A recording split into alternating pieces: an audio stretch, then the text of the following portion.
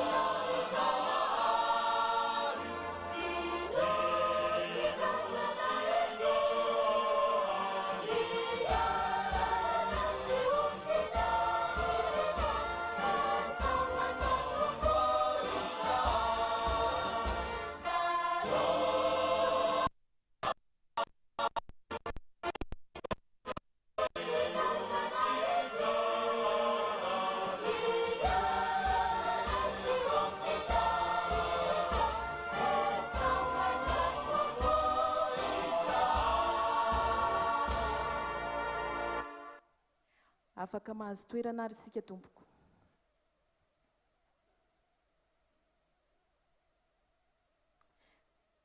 Tompoko lahy sy tompoko vavy, ny kitana eny an-danitra ho no sakaizam-bolana ka mahay mifanotrona. Ny fitarik'andro vao ikandro mananjoary ka tia mifampitsinjo. Maika moa fa isika rehetra ireto miaraka amin'ny olo-manan-kaja maro nasaina eto anemitra voninahitra izao fotoana izao ve tsy fahan'olo-jo sy fanome asina?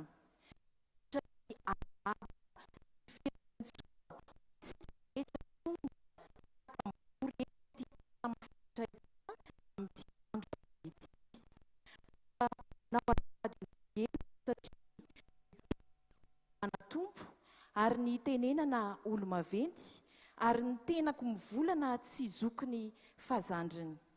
Maneho ny fialan-tsiny indray-bava ihany koa manoloana ny zo sy ny asina anananareo, ny haja sy ny voninahitra isaloranareo tsirairay avy. Voalohany teny dia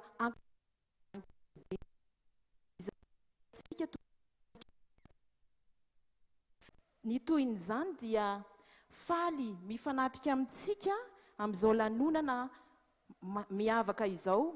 Inona moa izao lanonana miavaka hatrehantsika izao? Tsy inona fa ny lanonana fankalazana ny eni-taona nandrosoan'ny fiara-miasan'ny ministeran'ny fahasalamam-bahoaka sy ny fandaharan'asa USAID Access. Iova-kely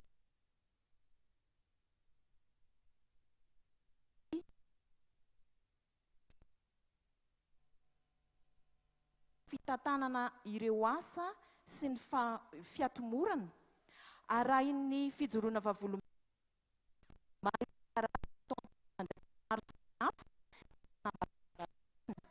avy amin'ny Foibe, avy amin'ny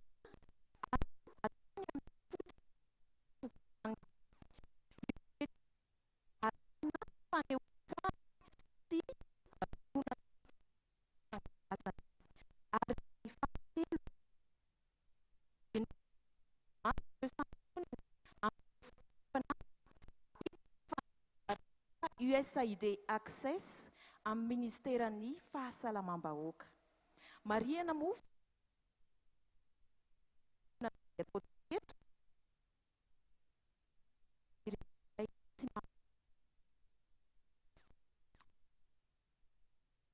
ny fahaliana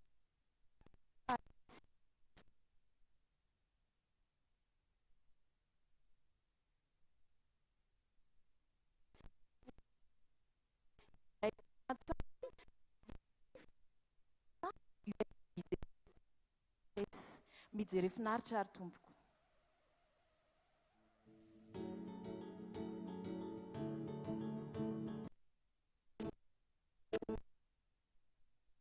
Setsa dia fandaharana asa vatsiany USA ary miasa any amin'ny faritra 7 eto Madagasikara. Distrika ara-pahasalamana miisa 7 no tohanany Access ary anisan'ny tanjona voalohany i Masona ny fampianana ny tahampahafatesan'ny reny sy ny zaza malagasy.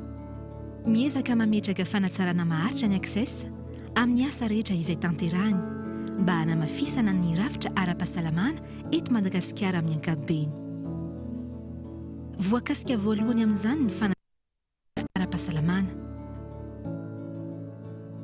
Manamafy ny fahaiza-manao ny ireo mpiasan'ny fahasalamana sy ireo mpanentana ara-pahasalamana ny Access. Ao ny fampiofanana amin'ny asa, ao ihany koa ny fanaovana tantsorika eny fotony. Imasoa ny Access ihany koa ny fanavaozana ireo fotodrafitrasa ary indrindra ny fampitaovana ireo tompom-pahasalamana sy hopitaly.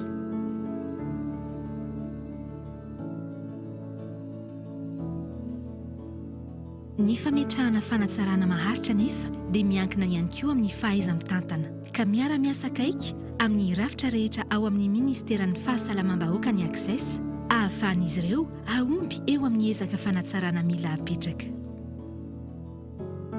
Voakasika ao anatin'ny fanamafisana ny rafitra ara-pahasalamana ihany koa ny fandrindrana ny famatsiana fanafody mba hisitraka fitsaboana feno ireo marary mila izany. Ny tatitra ara-pahasalamana ihany koa dia izahina mafisina ary atosiky ny Access ny fampiasana teknôlôjia vaovao mba hanafainganana ny asa sy ahafahany ireo tompon'andraikitra manara-maso tsara ny valanaretina mety hitranga. Panoana mahatoky ihany koa ny Access ao anatin'ny valanaretina toy izao eo amin'ny fanaraha-maso eny fotony, eo amin'ny fandrindrana ny fanangonam-baovao, eo amin'ny ezaka fanaovam-bakisiny ary koa eo amin'ny fanentanana ny vahoaka amin'ny fisorohana ny aretina.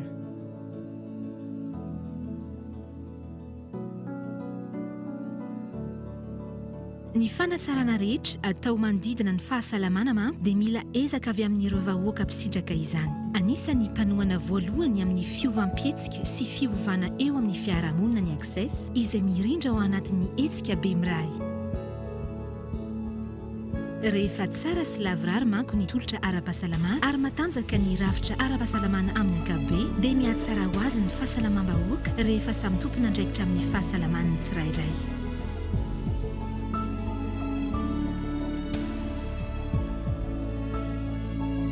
Ho voasorika ny aretina sy ny valanaretina, ho voahaja ny zony marary sy ny zony mpiasan'ny fahasalamana ary ho tsara karakara ny reny sy ny zaza malagasy na aiza misy azy.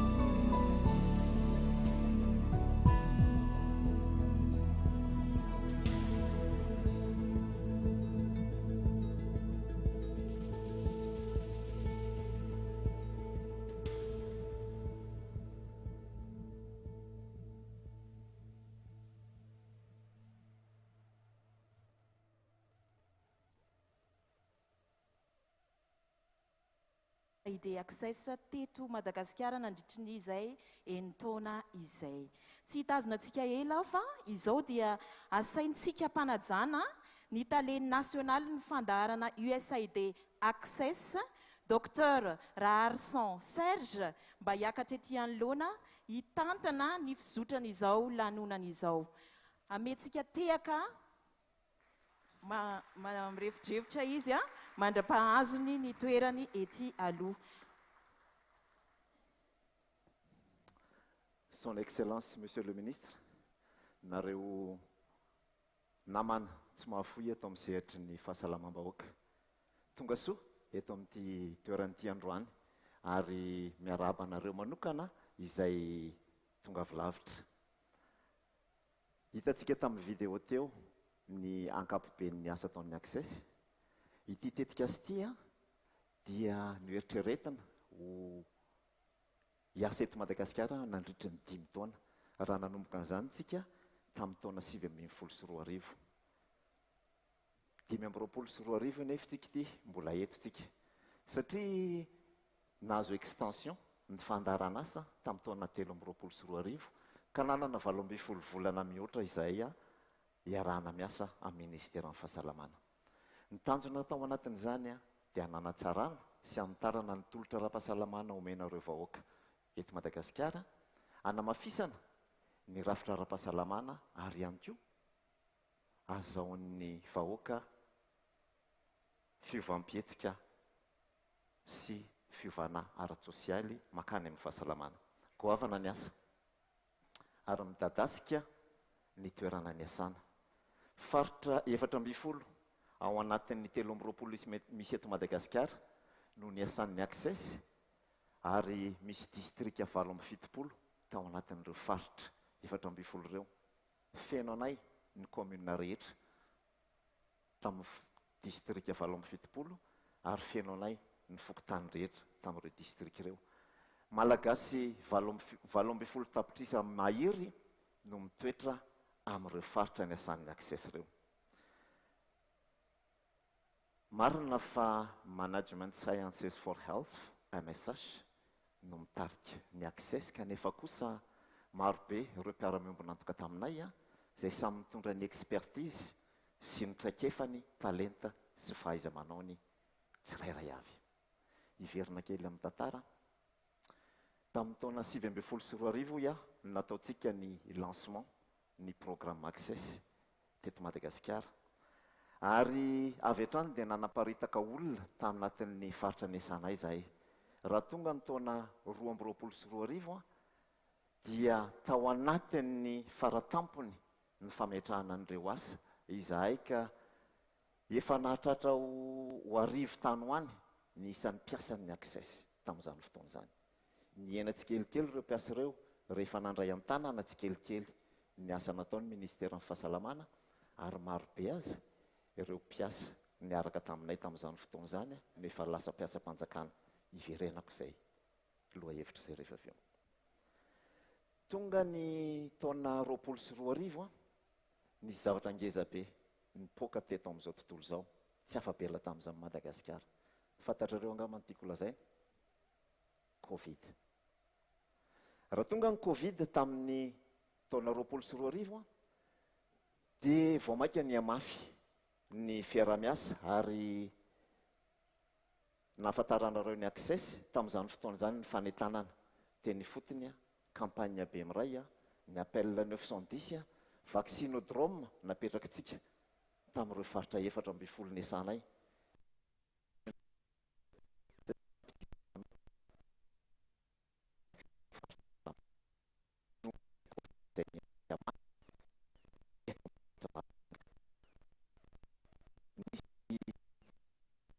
Nataon'ny Access ihany koa momba firaisana tanan'ireo mararaka nefa vetivety ihany dia niverina ny asantsika rehefa haitsika ny nanao adaptation tao anatin'izany Covid izany. Rehefa tonga ny taona 2024 araka ny voalazako teo dia nahazo extension ny Access, nitombo ny asa natao, nitombo ihany koa ny fotoana anaovana an'izany asa izany. Ny resaka Covid teo nandalo ihany iny ry soran'Andriamanitra fa efa tsy eto amintsika ntsony izy. Misy anefa ny aretina izay atrehatsika isan'andro. Isan'izany ny tazomoka izay andraisan'ny USAID Access anjara lehibe tokoa ny ady atao aminy. Eto dia anasa manokana ny Dr Rary Lalao Janine avy ao amin'ny programa mpanjakana amin'ny ady any tazomoka mba hiakatra ety aloha ety hitafa vetivety amiko mahakasika an'izay ady ataontsika amin'ny tazomoka izay. Dr Janine, metsika tehaka izy azafady tompoko. Miarahaba Dr Janine, mandroso amin'ny raliralina ianao. Mandraisa toerana.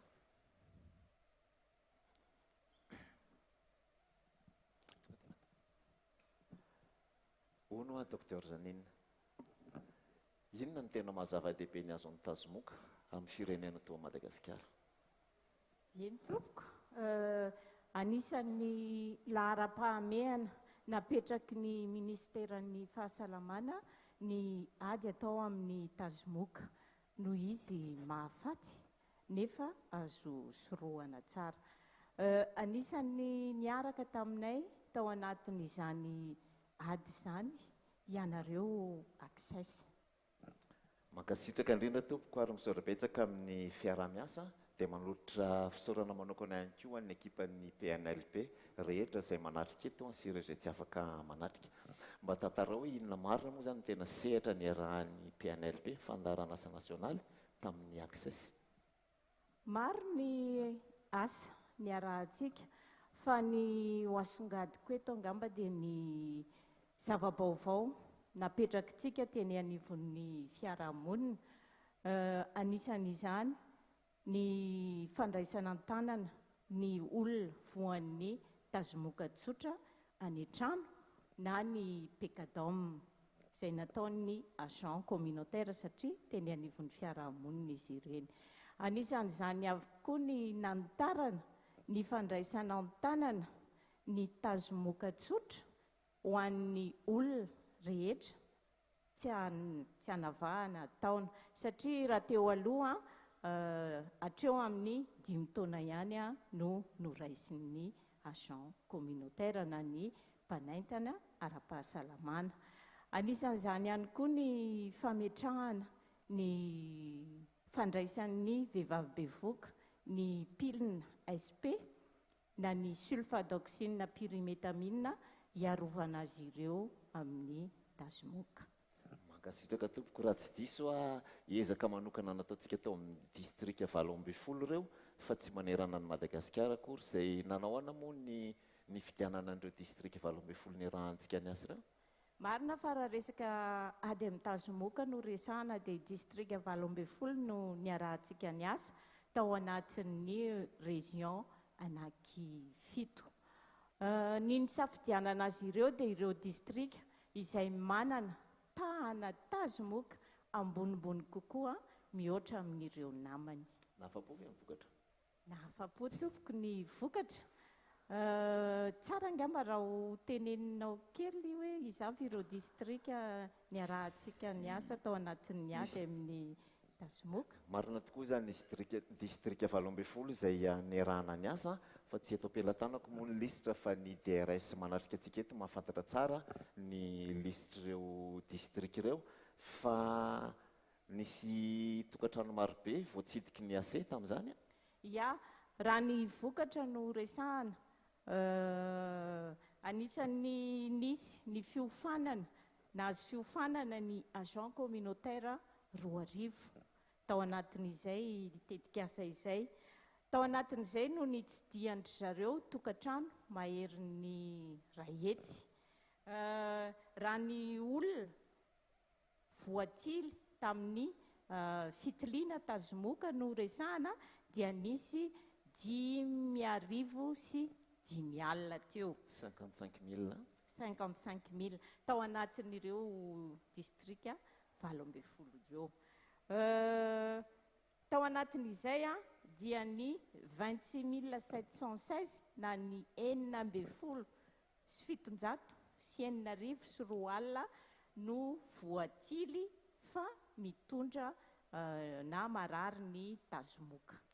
Mankasitraka Dr Janine omentsika tehaka mafy be izy ary fankasitrahana ihany koa PNLP izay niara-dalana tamin'ny fandarana asa access. Mankasitraka anao tompoko dia manasanao andray ny toerana.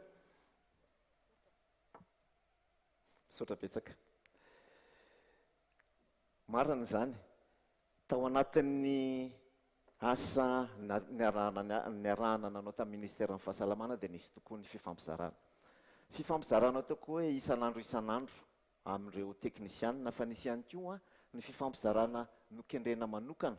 Isan'izany ny conférence maro izay nokarakaraina niaraka taminareo tato amin'ny ministère ny fankalozantsika hevitra, ny anarana, nakana lesona ary indrindra nampiarina tany amin'ny terrain. Tamin'ny volana avril 2019 dia nisy ny conférence scientifique et paludisme izay nataontsika teto Madagasikara. Mai 2019, journée scientifique.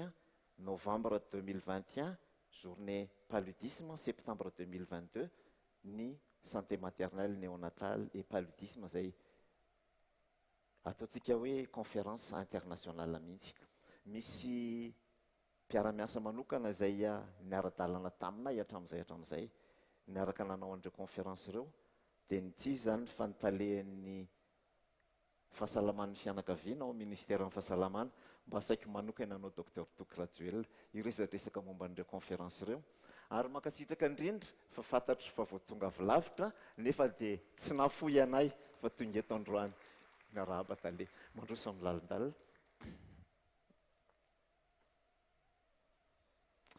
Mandraisa toerana any ahoary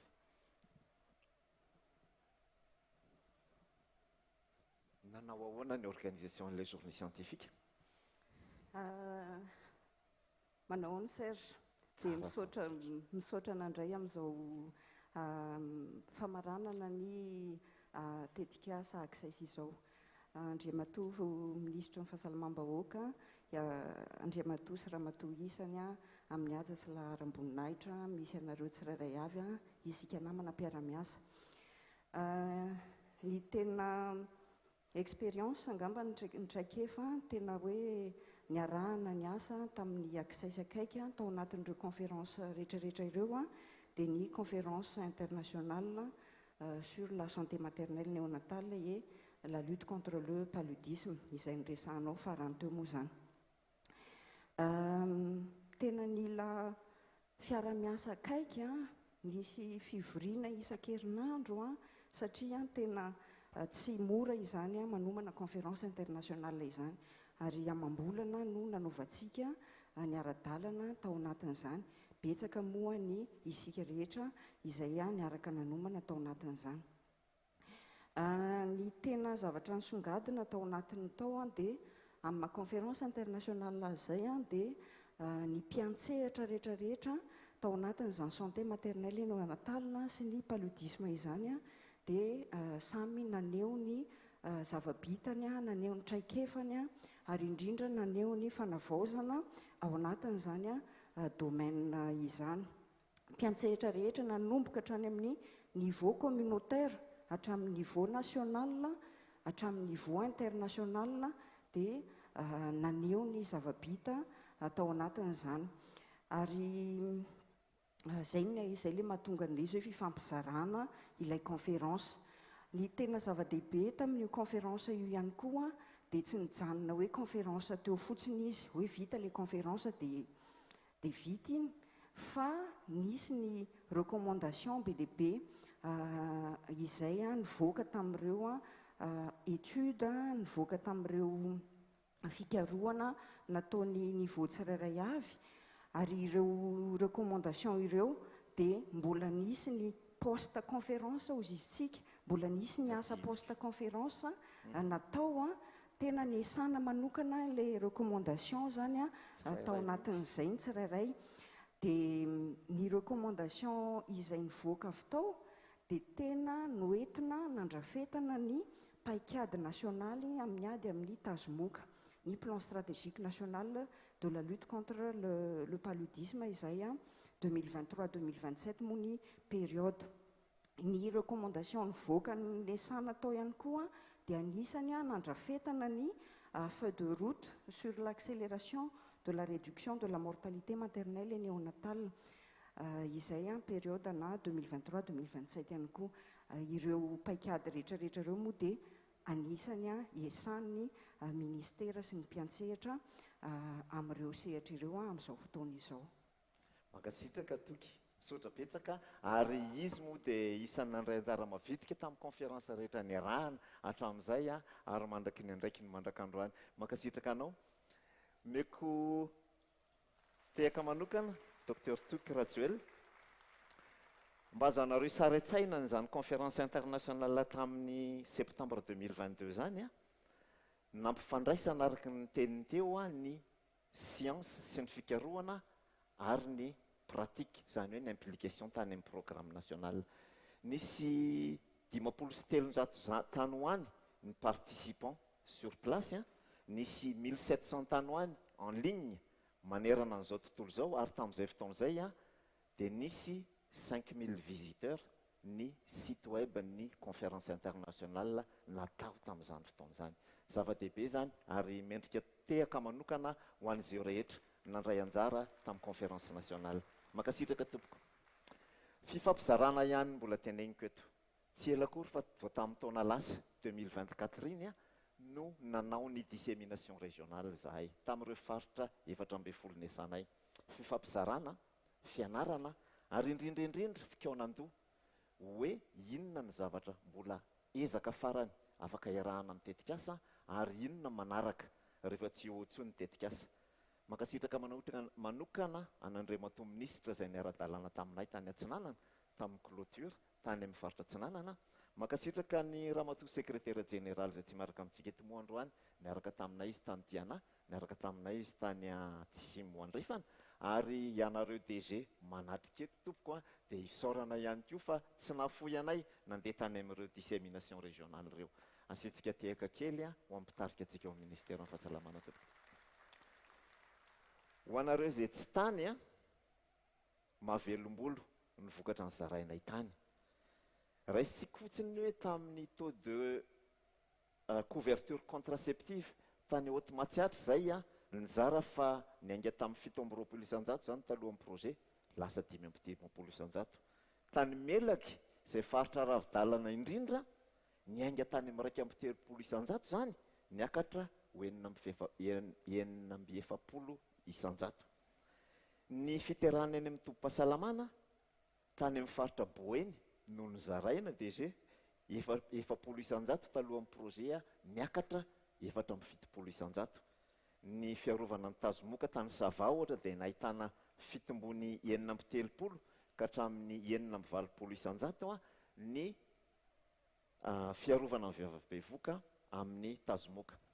Asanareo amin'ny ministère io asantsika tato anatin'ny access io isaorany ianareo, ankasitrahany ianareo amin'izany asa vitanareo izany. Tsy ela akory fa tamin'ny novambra lasa teo fifampizarana ihany teto amin'ity toeran'ity ny fampizarantsika momba ny fiovam-pietsika sy fiovana ara-tsosialy izay efa noraisin'ny DPS direction ny promotion de la santé an-tanana dia ankasitrahana indrindra tale fa teto amin'ity toeran'ity nanaovantsika an'izany. Hiditra amin'ny thème manaraka santé communautaire. Fampatsahivana tsotsotra ilay efa fantatrareo raha ny asan'ny access ary efa voalaza teo misy ambaratonga 3 ny asanay ny voalohany eny anivon'ny fiarahamonina santé communautaire izay hanomezana fahaizana sy fampitaovana ny agent communautaire eny amin'ny tobim-pahasalamana izay nanaovana fanavaozana n'ireny tobim-pahasalamana ireny fampitaovana ary fampifanana ny mpiasan'ny fahasalamana ary ny eny amin'ny hôpitaly ny distrika ihany koa izay ny fantohana manokana tamin'ny kalitao sy ny fanavaozana. Tsy very amin'izany ny ekipan'ny EMAD izay nitoanana tamin'ny fitantanana ny fandrindrana ary ny ahitarika. Fa raha iverenako ny fahasalamana eny fotony santé communautaire dia izareo ao amin'ny DSSP, direction des soins de santé de base, no tena mitarika azy. Andinga eo asaitsika ny talehan'ny DSSP mba hiakatra kely ety resaka momba ny santé communautaire vetivety. Miarahaba tale mandroso.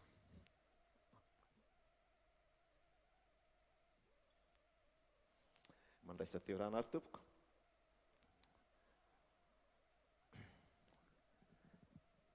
Mba tantarao anay hoe directeur, inona marina moa ny toeran'ny agent communautaire ao anatin'ny soins de santé primaire eto Madagasikara?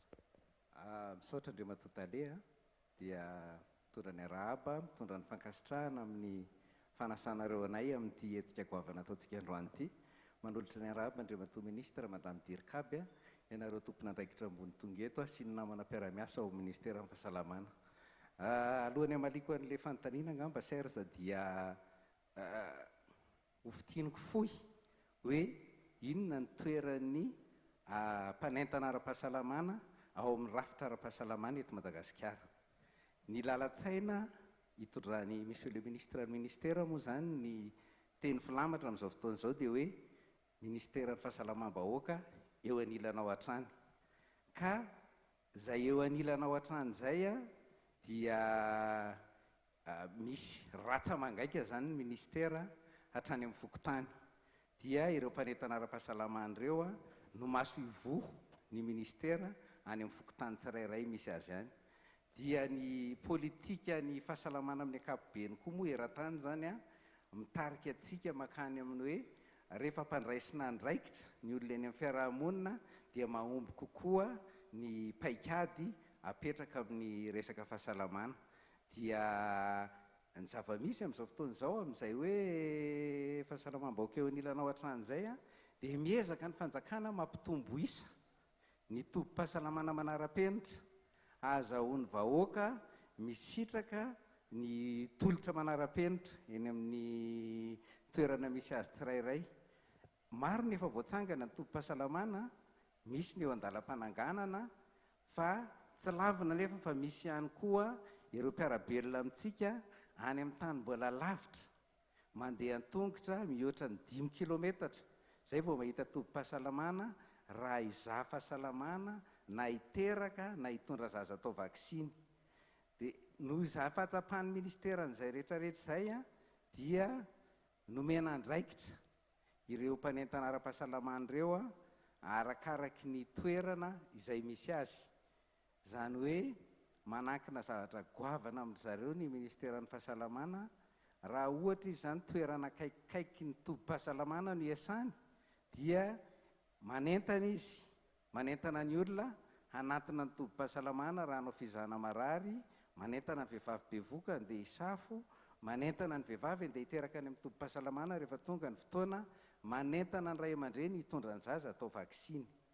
Raha any amin'ny toerana lavitra ny tobim-pahasalamana le resahako teo mihoatra ny 5 kilometatra dia nofanina manokana mihitsy izy ireo handray sokajina retina vitsivitsy zay tsy pihako tsara hoe mahazo fiofanana tsara izy vao manao an'izay hisorohana ny aretina mpahazony zaza latsaky ny 5 taona indrindraindrindra zay mety mahafaty raha tsy voakarakara ara-potoana. Anisan'izany ny tazomoka zay efa niresahantsika teo, anisan'izany ny areti-pivalanana, anisan'izany ny kohaka sy ny aretin'ny taovam-pisefona. Dia any amin'ny toerana lavitra zany dia mandray an-tanana ny mpanentana ara-pahasalamana efa nahazo fiofanana, mandray an-tanana an'ireo zaza latsaky ny 5 taona zay tsangany zany aretin'izany. Dia mamaly amin'izay ilay fanontanianao teo am-piandohana hoe inona no andraikitry ny mpanentana ara-pahasalamana ao amin'ny soins de santé primaire. Dia goavana ny andraikitry ny mpanentana satria izy zany manome an'ilay fitsaboana fototra mahavonjy aina raha le zaza teo ny resahana. Dia izy ihany koa no mitondra ny fanentanana sy ny famporisihana ny olona hanao an'ilay fiovam-pihetsika mahomby izay nyresahanao teo eny anivon'ny fiarahamonina. Dia andraikitra goavana angamba izay raha ny soins de santé primaire nyresahana tompoko. mankasitraka tale ary mba nanahoana moa inona ny tena fiarah-miasa niaraka nataonareo tamin'ny access tao anatin'izay? Ny fanometanana tena ny fanohana ny USAID access sy ny DSSB raha resaka fahasalamana ny fotona santé communautaire no resahana porofo mivaingana ny fifanohanana sy ny fiarahana tamin'izany dia ny fisiny ratsa mangaiky anareo nanana birao manokana tao amin'ny fitalehavanay zany izay nanamora ny fifanakalozana sy ny fandrindrana ny asa niarahana anao nandritran'izay fotoana niarahana lava dia lava izay ho an'ny fahasalamam-bahoaka. Anisan'ny asa goavana vitatsika niarahana tamin'ny mpiara-miombina antoka maro izay tsy hitanisa satria sao dia misy latsaka ka hananako tsiny fa ianareo aloha no eto fa mpiara-miombina antoka maromaro niaraka tamin'ilay izy nanao an'ireo tahiri-kevitra maro tsika hoentina mandrindra sy anofanana ny mpanentana ara-pahasalamana amin'ilay andraikitra tandrify azy tsirairay ny tantaraiko teo hoe misy ny natao anentana, misy ny natao an'ray an-tanana.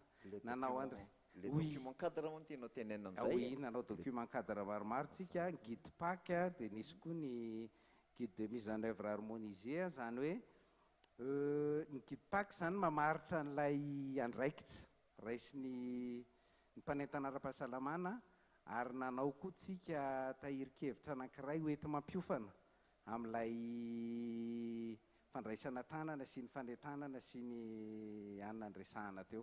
Mankasitraka indrindra tompoko. Tamin'ireo guide PAC teo reo raha tsy diso any misy ny andraikitry ny relais communautaire ihany koa izay nifaritan'ireo guide PAC reo? Anisany paikady anankiray napetraka zany ny fametrahana ny relais communautaire ampaharitra ny tetikasa amin'ny fotoana izay mety tsy hisy mpanohana arabola sy ara-teknika intsony any amin'ilay toerana. Raha teo aloha nareo dia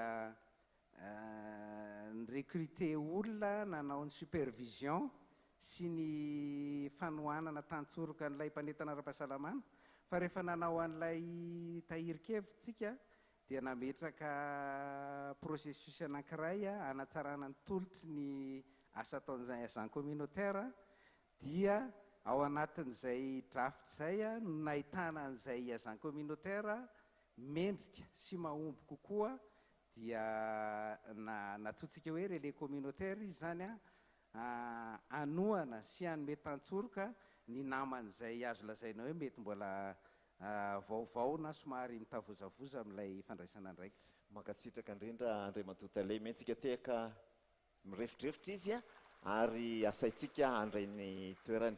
Mankasitraka tompoko. Atao anatin'izay relais communautaire izay niresahan'ny tale zay ao anatin'ny agent communautaire misy any amin'ny Valorivo sy Royal any izay miasa miaraka amin'ny fandarana asa USAID access dia efa isy 900 zareo no voafantana ho lasa relais communautaire. Ary ity fandarana azy ity dia nijery manokana ny ataontsika hoe fitoviana radrariny, dika teny noraisiko andekanany hoe équité satria nitsinjo manokana ny faritra lavitra sy sarodalana ary ny faritra mitokamonina.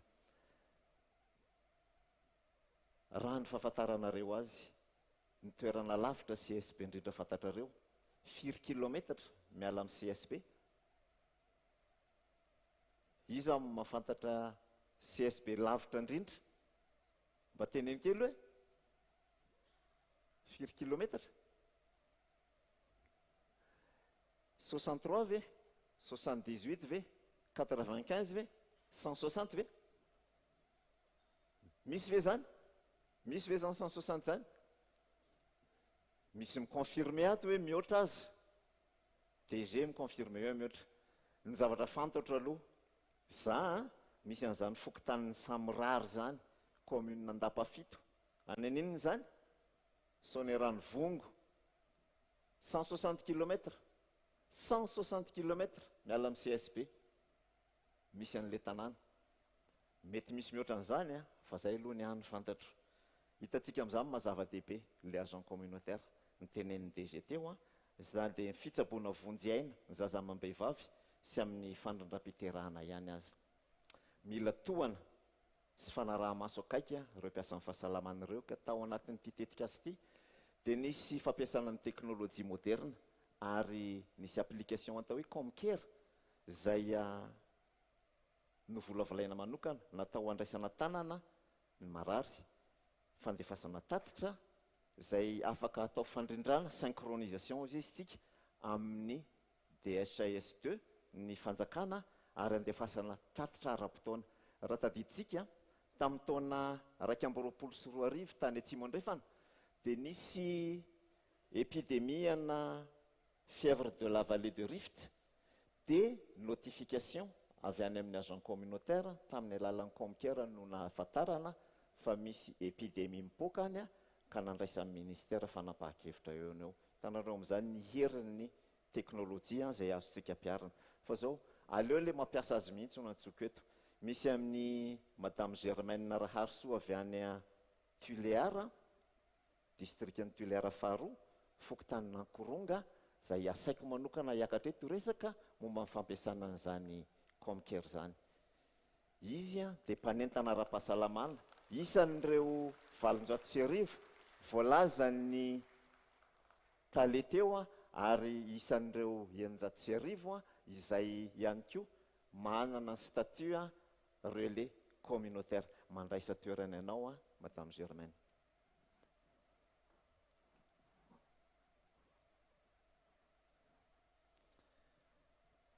Akory li Germaine? Tonga sotana lahy mba tantarao aminay nanao akory fampiasana ny Comcare ty. Misaotra nagnomea fivolagna faly mariabantsika iaby. Zaho fa niase tamin'ny taona 2006 dia nahazo fifagna maro aho, tena maro ny fifagna fa niazoko. Fa nanomboka tamin'ny taona 2024 aho nahazo fifanana amin'ity fampiasa Comcare toy. Efatsy tao zay ny nampiasako ny Comcare toy. Maro ny tombontsoany azoko aminy. Maro ny tombontsoany azo sady nahatiaro sambatsy aho amin'ny asa ataoko. Indrindra fa Comcare toy magnampy ahy amin'ny asako amin'ny fanambesako ajaha marary agnatin'ny toboko ao. Lafa zaho mandamby marary fa abokin'ny Comcare eo iaby ny fagnontania tokony hapetrako amin'ny laireny manday gn'anany amiko. De Comcare manoro hevitsy ny fandraisan-tagna ny marary arakaraka izay aretina misy. Comcare fa mamaritsa izay aretina misy fa hainy de mamaritsy ny fanafody tokony hamiagny marary. Mamaritsy ny fatran'ny fanafody. Mamaritra ny fanafody handesiny moly an-tragno agny. De magnambara koa Comcare toy hoe amin'andro zao ia mimpoly amin'ny aseo etoa. Fambarany aby io. Zay ny tombotsoa azoko amin'toy Comcare toy. Fa lafa misy koa olo marary tokony halefa amin'ny CSB egny, lafa ambarany Comcare eo iaby arety zay andefa amin'ny CSB olo toy. Ny lafa nampiasa Comcare toy aho, azo antoky ny atontano alefako.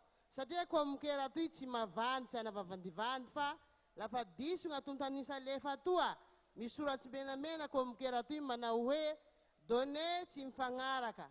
De tsy maintsy mipolo ndraiky magnaloha agny mila données mifagnaraka ilany Comcare eo zay vao mandeha i Comcare. Lafa magnaraka an'izay Comcare toy koa magnamora ny fanavako tatsy, magnampy aty amin'ny fanavako tatsy.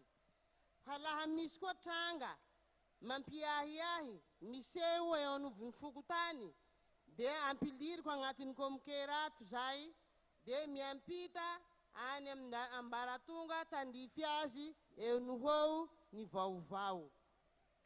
Metsika te akala Germaine. somary nisarosarotsy moa ny fampiasako ny komikera ty tamin'ny voalohany satria mbo tsy nizatsy aho fa zaho nizatsy niatsara sady soa ny mampiasa azy ka amin'izao aho tsy mety amiko ny tsy ampiasa komikera lafa zaho mandray olo marary agnatin'ny toboko ao.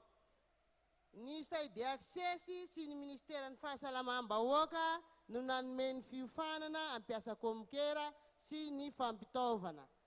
Ka eto aho tena misaotra bevata amin'ny Ministeran'ny Fahasalamam-bahoaka sy ny Saidi Access amin'ny fanomezana fitaovana manandanja sy manara-penitra ilainay hanatanterahanay gn'asanay toy. Saotra tompoko.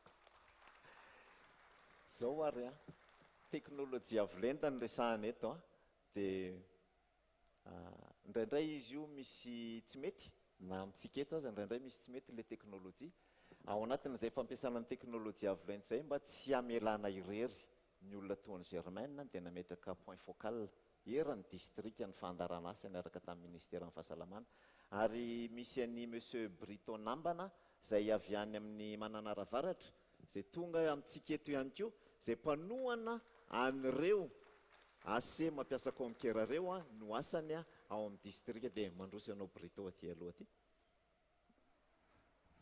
mandroso amin'ny lalina mba hiresaka aminay sy Germaine eto mba tatarao anay moa inona marina ny tena asa ataonao. Faly miarahaba antsika rehetra tompoko. Izaho Andriamatoa Nambana Brito, responsable santé communautaire sy point focal komikera any amin'ny STSP Mananaravaratra.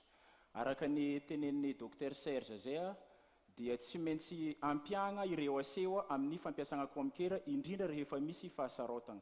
Ka amin'ny maha point focal zahay dia maro be ny andraikitra sahanay agnatin'izay.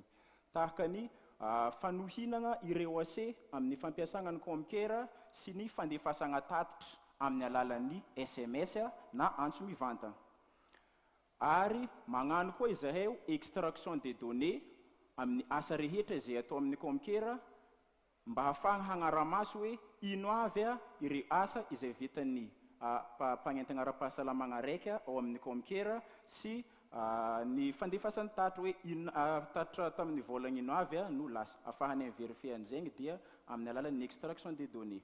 Dia izahay point focal koa moa dia efa misy caneva izay fampiasainay afahanay hagnara-maso mivantana ireo ase hoe iza ny ase actif mampiasa tsara an'ilay komikera dia ahoana koa ny fitaovana izay ampiasain'ireo ase iza ny ase mbola manana fitaovana complet tsara izy nefa manana cible dia amin'ny alalan'ny caneva io no afahanay magnaraka mivantana an'ireo ase. Dia izahay koa dia magnara-maso ireo antotanisa alefan'ny ase amin'ny alalan'ny komikera avy amin'ny alalan'ny DHSD. Ny tatitra atao amin'ny komikera dia efa mifindra avy hatrany amin'ny serveran'ny ministère DHSD. Tsy mila atao saisie intsony rehefa vitan'ny ase ny tatitra isam-bolagna fa avy hatrany mifindra any amin'ny DHSD. Dia anjaranay point focal koa no mizaha tsara ireny antontanisa alefan'ny mpagnentana ara-pahasalamagna mba hagnamarinana ny kalitaon'ny antontanisa izay alefa amin'ny alalan'ny komikera. Dia agnisan'ny andraikitrinay maventy koa amin'ny fagnampiana amin'ny mpagnentana ara-pahasalamagna amin'ireo olana maro samihafa indraikindraiky amin'ireny findain'ny mpagnentana regny dia miala ho azy ilay komikera. Dia mbo hagnampiana zareo amin'igny dia anjaranay no magnerigna an'igny application komikera igny agnatin'ny findain'ny ase. Indraindray koa ny olana misy problème ny Android zany hoe finday mihitsy ny misy olana manokana tsy ilay komikera fa ilay finday mihitsy dia anjaranay point focal koa no mamaha an'izay problème zay eraky leha azonay atao. Tantarako tranga hely raiky atsika nisy tamin'ny distrikany Mananaranora magnamarika ny asanay point focal. Amin'ny maha responsable santé communautaire zaho indrindra koa nantomboky nisian'ny komikera tamin'ny distrikany Mananaravaratra dia izaho sy rease zay sahaniko dia mifanerasera matetiky foagna amin'ny asa atao andavanandro. Karaha noho n'izay fanerasera matetika zay dia lasa fankazatra be zahay. Dia rehefa misy olana zareo dia tsy misalasala mihitsy zareo miantso hoe misy olana zay dia inona ny tokony atao.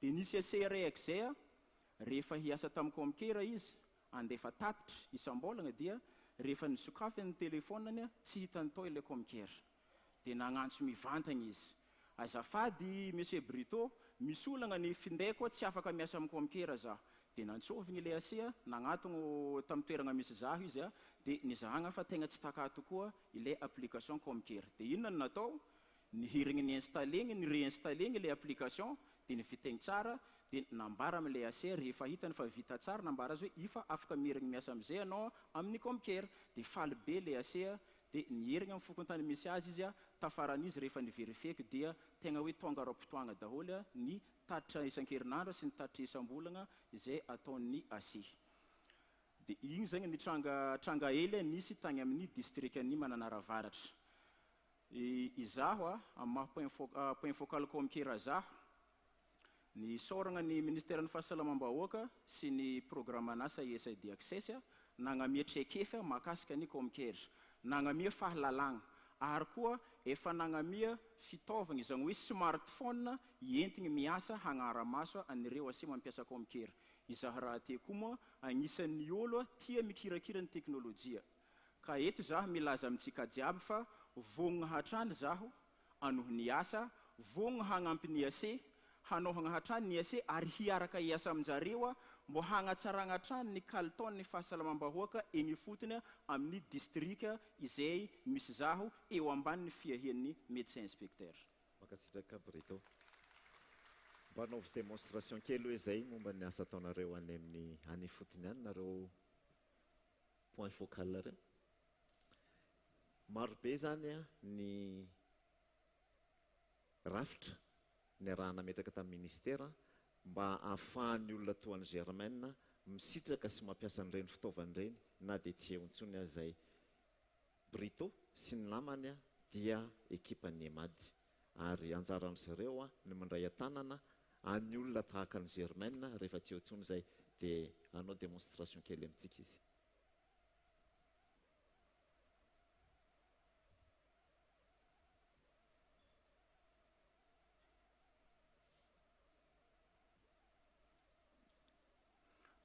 araka ny fanambara-teo moa dia izahay no magnara-maso mivantagna ireo asa izay ataon'ny ase ka ny agnisan'ny raha maventy ataonay dia mizaha hoe izavy a ireo ase nagnandefa tatitra dia efa misy an'ity tranokala ty zay hitantsika amin'ny écran io a no afahanay magnara-maso mivantagna ny asa izay ataon'ny ase io ny tegna iasanay isan'andro magnara-maso ny asa izay ataon'ny ase indrindra fa mahakasika ny tatitra isam-bolagna dia izy ato misy maromaro fa afaka zaho a misafidy a ny district izay iandreketako Mananaravaratra dia afaka koa misafidy ny volagna izay tiako izahagna hoe tamin'ity volagna ty dia firy ny isan'ny ase nandefa tatitra dia firy ny isan'ny ase tsy nandefa tatitra ohatra raiky zao hito a mahita tsanganana roa atsika eo amin'ny écran dia hita mivantagna eto a amin'ny district zay adidiako a firy ny isan'ny ase efa nalasa tatitra tamin'ny volagna raiky izay voafaritra ary firy ny isan'ny ase izay tsy nalasa tatitra amin'ny volagna raiky voafaritra ka raha hitantsika amin'ny partie ambadika rio miloko maitsomaitso a misy hoe 20 ny isan'ny ase nandefa tatitra ary 5 ny isan'ny ase tsy nandefa tatitra dia igny maitsomaitso io magnambara nagnandefa tatitra dia ito menamena ito a magnambara ny ase tsy nagnandefa tatitra dia inona ny ataonay a rehefa mahita ase tsy nahalasa tatitra dia efa hitantsika miboaka io a misy ny fokontany fa hita eo ny fokontany asan'le ase efa hita eo ny agnarany ary efa hita eo koa ny laharan'ny finday afahagna antsoagna mivantagna an'le ase dia zahay rehefa mahita ny ase tsy mandefa tatitra dia miantso antsovinay tsiraikiraiky a i numéro zay amin'ny partie tsy nahalefa tatitra io a dia agnontaniagna ile ase fa nagnino a ny tatitranao a mbola tsy lasa hatramin'izao dia arakaraka ny zavatra avalin'ny ase no igidegna zareo raha ohatra mivolagna hoe azafady fa tara hely tatitra anaha dia asaigny le ase hagnandefa ny tatitra faran'izay malaky indrindra fa raha ohatra izy mivolagna hoe misy problème ny komkera koa na misy problème ny finday koa dia asaigna izy magnatogna hamahagna ny olagna izany hoe arakaraka ny olagna izay ambaran'ny SM tsy nandefasany tatitra no afahanay mamaha ny olagna dia rehefa voavahan'ny ny olagna dia miherigny miasa karaha mahazatra ihany ilay ase. Makasitraka Brito. Eo ihany ianao tsy maninona. Dia ono Germaine ianareo ny Atsimo andrefana koa manana olona manahaky Brito efa nila vonjy nila fanampiana tamin'ny point focal avy ianao. Eka, mana koa zahay, mana point focal koa zahay baka amin'ny SDSP ao Atsimo andrefanao Doli gn'agnarany. Doli io magnampy anay io mikasika ny fampitaovana. De mampahatsiahy anay Doli makasika amin'ny tatitra isan-kerinandro. Mampahatsiahy amin'ny fandrindrana, mampahatsiahy amin'ny tatitra isam-bolana. De mamaha olana amin'ny komikera koa e. Zao koa masana relais communautaire. De magnampy ireo ase nama koa aho zay manana olana. Fa zahay amin'ny fotoana regroupement zany tena ifankahitanay ase. Lafa avy amin'ny regroupement eo magnontany ireo ase namako mampiasa komikera. Mbo ao vali komikera nareo la ampela ataoko lifa lelay ataoko nahoda. Mbo ao valay ny komikera nareo. Mamaly rozy mbo ao mandeha vali mandeha soa mandeha. Mandrindra vali nareo. Manao taty sakerignandro vali nareo. Manao taty sambola valahy. Magnenky moa zay nahavita fa zay manaolany mivolagnola tandrify azy. Ka olana amin'ny telefony rozy io la ohatsy azoko vaha de vahanay. Fa lafa tsy haiko andesiko amin'ny point focalinay amin'ny SDSP agny koa. Zao amizay lafa misy koa ase mikaiky ahy fa manaolany zay mikaiky amin'ny telefony toy. Zao moa mana crédit baka amin'ny accès sambola se mahazo zahay fe zao mitsitsy fa mampidi crédit hafa aho satria mamandry kaikaikin-drozy zay de mibipo rozy fa lany crédit ndrozy igny zao miantso androzy. De la olany kehandrozy zahay koa azo va amitoy miresaka amitoy zahay. Fa la misy tokony hetiako amitobiny agny magnamitoby agny zahay. De magnaraka amizay sakerignandro aho miasa amin'ny CSB igny mandanja mandefy sandry magnampy ireo CSB nareo fotoan'ny vaccine igny. Fagnome fotoa koa zahay laha marinikeo ase igny de baka niasa aho manenty problème ndrozy igny. Zay gn'asa ataoko maharele communautaire ahy. Hotohizako hatramin'ny farany asa zay na dia tsy eo Saidy Access. Mankasitraka teka mirefitrefitra fankasitrahantsika ny Germaine sy Brito ary ireo mpiara-miasa amin'ny marobe manerana Madagasikara dia manasa anareo menada andray ny toerana satria ny teknôlôjian'ny komikera moa zany dia efa nalefatsika ny pasena any amin'ny DEPSI ary marobe ny renforcement de compétences anerany Saidy Access nanatotosana araka tamin'izy ireo misy ny procédure opérationnelle standard izay efa mipetraka tsara ahafahana manao ny asa na tsy antsony aza zay ary efa misy serveur mihitsy napetraka manokana ao Ambohida ao hitohizan'ny asa zay ataon'izy menada sy ireo mpiara-miasa aminy. Satria moa ramatoa secrétaire général tsy eto toerana noho ny iraka nampanaovina azy dia misy afatra manokana izay natolonao antsika mahakasika an'ity thème maray ity.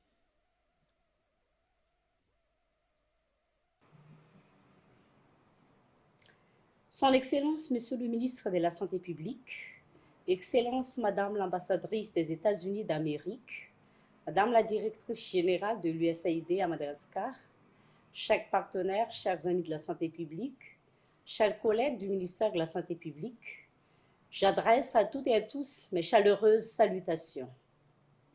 Mon intervention d'aujourd'hui porte principalement sur cette application mobile Comcare implémentée justement dans le cadre des efforts de digitalisation par le ministère de la Santé publique. À ce stade, je pense que vous avez vu à quel point cette technologie est pertinente, déployée notamment au niveau des agents communautaires. La population de Madagascar est principalement basée au niveau de Fukuntan et les agents communautaires sont leur premier point de contact avec le système de santé. L'implication de ces agents communautaires est d'ailleurs l'une des priorités du ministère dans le cadre du renforcement des soins de santé primaire.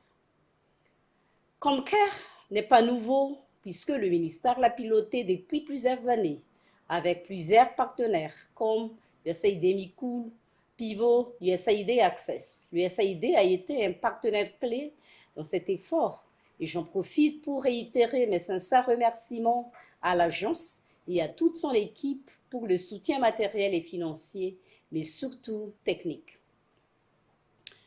Partenaire technique parce que le déploiement progressif de ComCare a nécessité des ressources humaines compétentes et l'Access a déjà accompagné et a rendu autonome l'ensemble de l'équipe de la DIPSI et des points focaux ComCare centraux, régionaux et des districts avec toutes les compétences nécessaires pour la mise à l'échelle complète de la plateforme.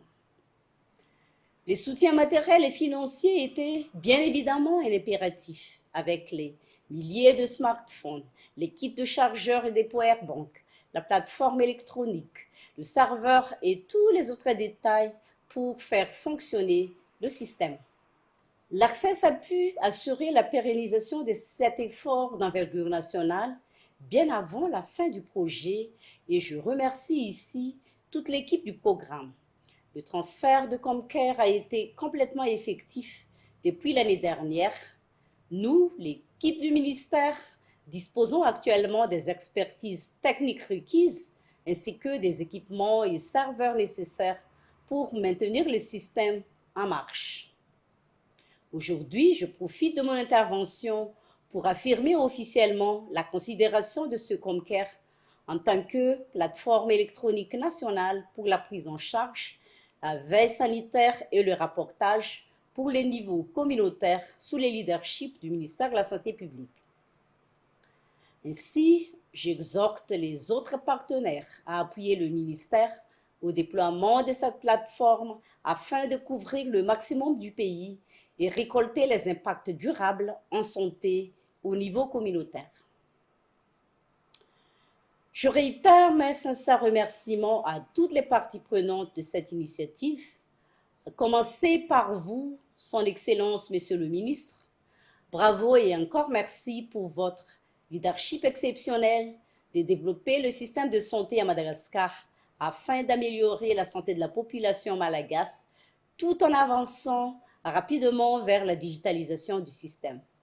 Un grand merci à toute l'équipe centrale du ministère, dont l'équipe d'EPSI qui est le principal administrateur du système. Merci infiniment aux directions régionales de la santé publique et aux districts sanitaires qui en assurent la mise en œuvre sur terrain. Merci aux agents de santé qui supervisent l'utilisation de cette application. Et mille merci aussi aux agents communautaires, utilisateurs principaux de cet outil, pour leur travail et leur dévouement pour la santé de la population. Sans oublier l'auteur de ce fruit. Des remerciements infinis sont adressés à l'USAID, source de cet appui innovant. Et sincères remerciements à l'USAID Access qui a implémenté cette innovation particulière. J'ai pu assister à 2 événements de dissémination de résultats dans la région d'Iana, puis dans la région à Tsimouandjif. Le partenariat a été réellement exemplaire et le travail pour atteindre les objectifs du pays ont porté ses fruits. Mon intervention touche donc à sa fin. ComCare n'est donc qu'un exemple parmi les interventions stratégiques qu'on a déployées ensemble. Félicitations au ministère de la Santé publique. Vive l'USAID. Merci beaucoup à l'USAID Access. Misaotra tompoko. Misaotra indrindra tompoko ary misaotra sy mankasitraka Andriamatoa sekretera jeneraly itsika satria na tsy eto toerana azy izy dia nanome an'izay afatra izay. Misy tsy afaka misaraka amin'ny tantaran'ny Access ny mpiara-miombona antoka sy ny mpiara-miasa aminy hatramin'izay. Ny misy ireo izay nandalo an-tanatohatra maro teo amin'ny asa mandrarahany ny ara-dalana foana tamin'ny USAID Access dia mba asaiko manokana androany Andriamatoa directeur général ny médecine préventive mba hiakatra ety aloha ety hiaray tafa kely amiko tamin'ny lalana ny diaviny tao anatin'izay nerana tamin'ny Access. Merhaba DG. mandroy sy dia mandraisa toerana ao ary.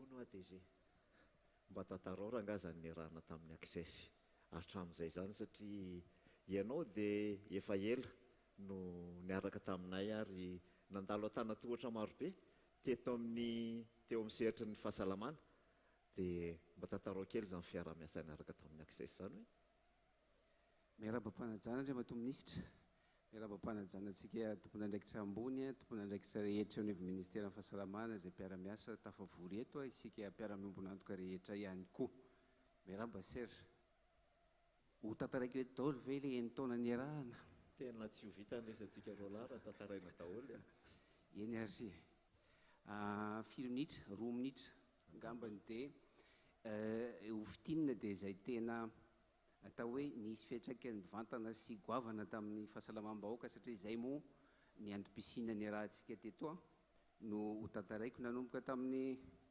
7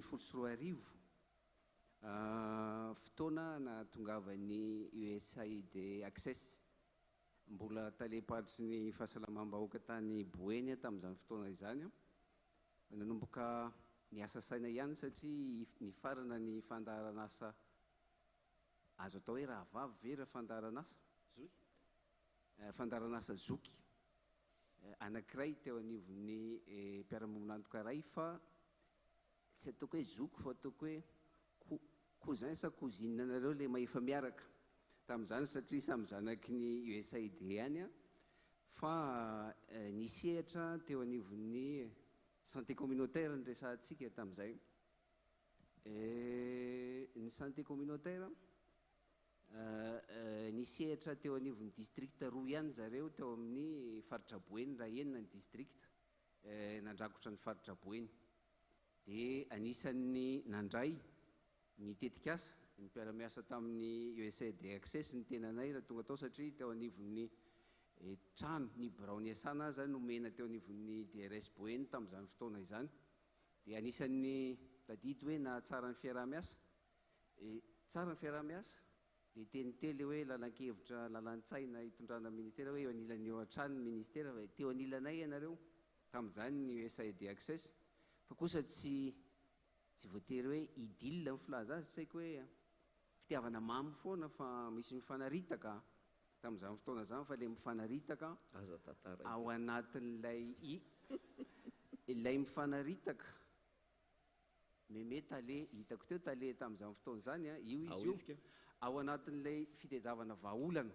hoentina mampandroso ny fiaraha-miasa zay le hoe mifanaritaka fa tsy hoe inona kory ka ny nafinaritra dia hoe niezahana nahita reny matetika satria tsy teo anivon'ny fitaliavam-paritra ihany fa ny district koa nanana olana tsy maintsy mivahana tamin'izany ny tena songavina dia ilay fangatahana napetraka hoe somary sahirana ihany zay satria raha district roa Metsinjo sy Solala no niarahany asa tamin'izay santé communautaire fahasalamana ny fotony zay dia nangataka taminareo dia nanaiky dia noraisina daholo tao anatin'ny fandaharan'asa ny district enina ho an'ny faritra Boeny dia nafinaritra ilay satria nahitana tombontsoa anatin'ilay izy tsy iverenako tsony satria efa tonga teo ny tale ny DSSB nilaza hoe inona ny tombontsoa azontsika amin'ny fiaraha-miasa eny fotony ary ny fahasalamana eny fotony koa anisan'ny fototra ao anatin'ny rafitra fahasalamana eto Madagasikara.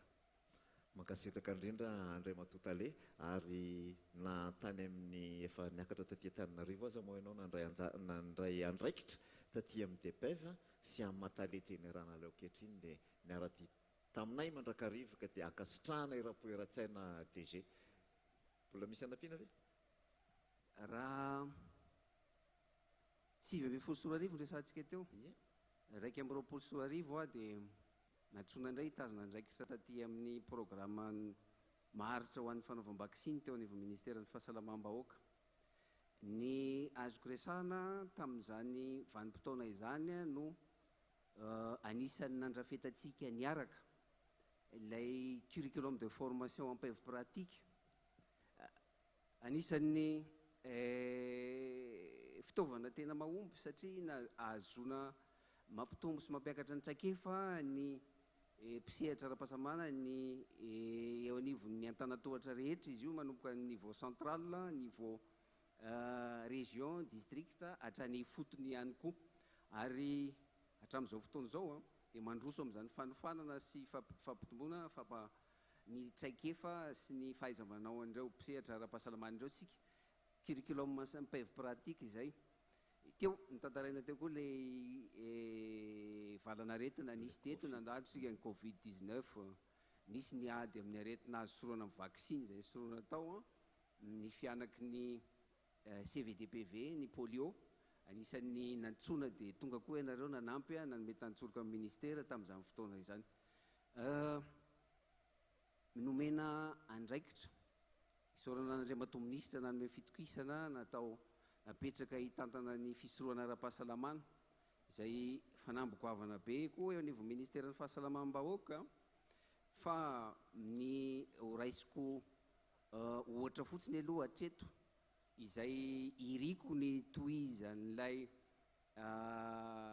fiaramiasa ho an'izay fandaranasa manaraka eo ahafahana mametraka azy manerana Madagasikara satria nananatsika district atao hoe pilote izany dia ilay fanamafisana ny ady ahafahana manena mampidina ny tahan'ny fahafatesan'ny vehivavy eo am-piterahana izay zany anisan'ny fanambogoavana eo anivo ministera fahasalamam-bahoaka ary tsy zay ihany fa maha-olombelona moa satria anisan'ny manana tahambonitsika amin'izany fahafatesan'ny vehivavy zany eo am-piterahana eto Madagasikara ny erahana tamin'ny USAID access zany makasitraka feny tompoko makasitraka DG dia omentsika tehaka amin'ny rivotrevitra izy ary manasa azy andray ny toerana misy azy misaotra betsaka DG ny fahafatesan'ireny sy ny zaza no resahan'Andriamatoa tele général teo ary isan'ny zava-dehibe ao anatin'ny fampianana ny fahafatesan'ireny sy ny zaza ny fahaizan'ny mpiasan'ny fahasalamana mandray an-tanana azy ireny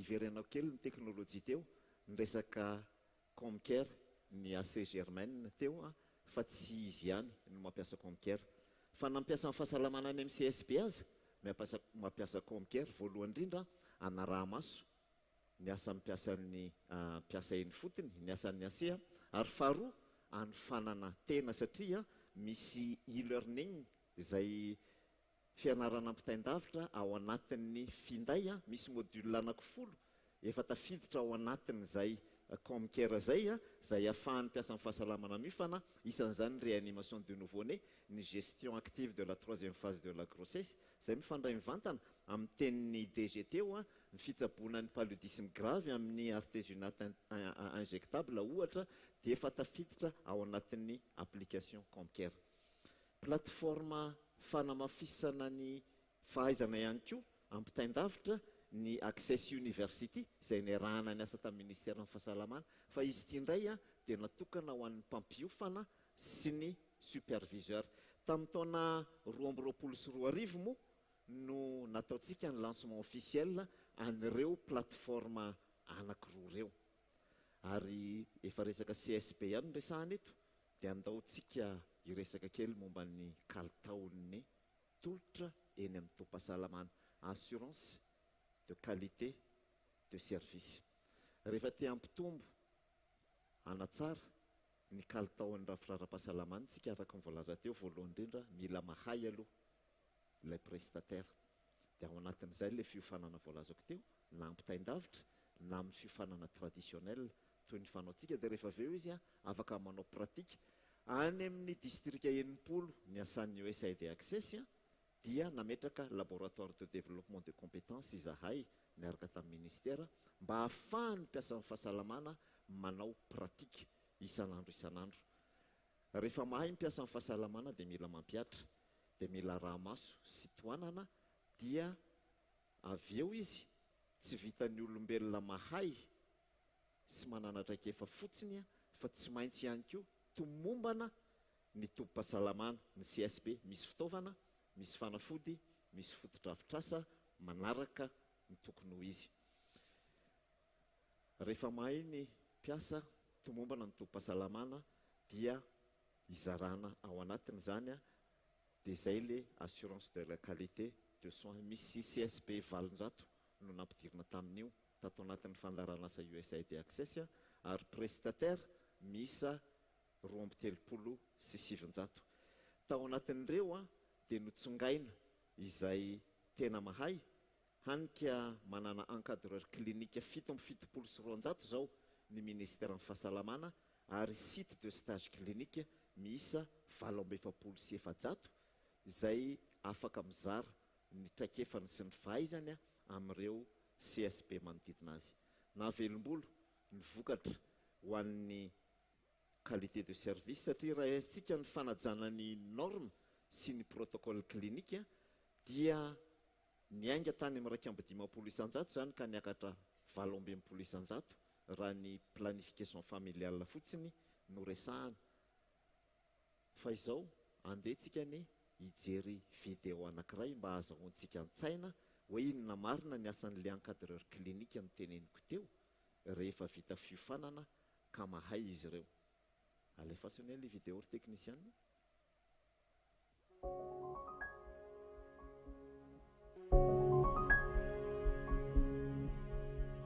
Tiako ny asako satria afahako manavitra ain'olona maro amin'ny alalan'izany asa fitsaboana izany.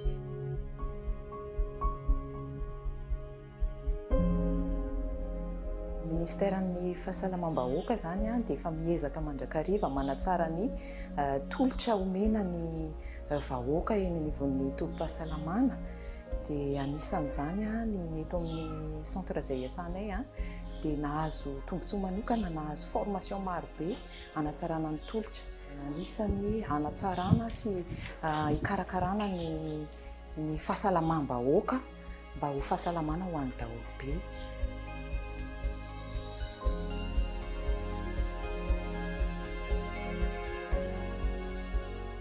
Fampianana ny fahafatesany reny sy ny zaza indrindra dia tena tafiditra tao anatin'izany formation niraisina izany.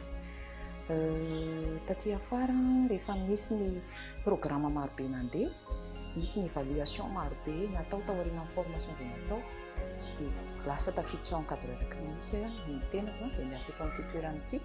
Amin'ny encadreur clinique dia mampita fahalalana ho an'ireo namana izay miara-miasa.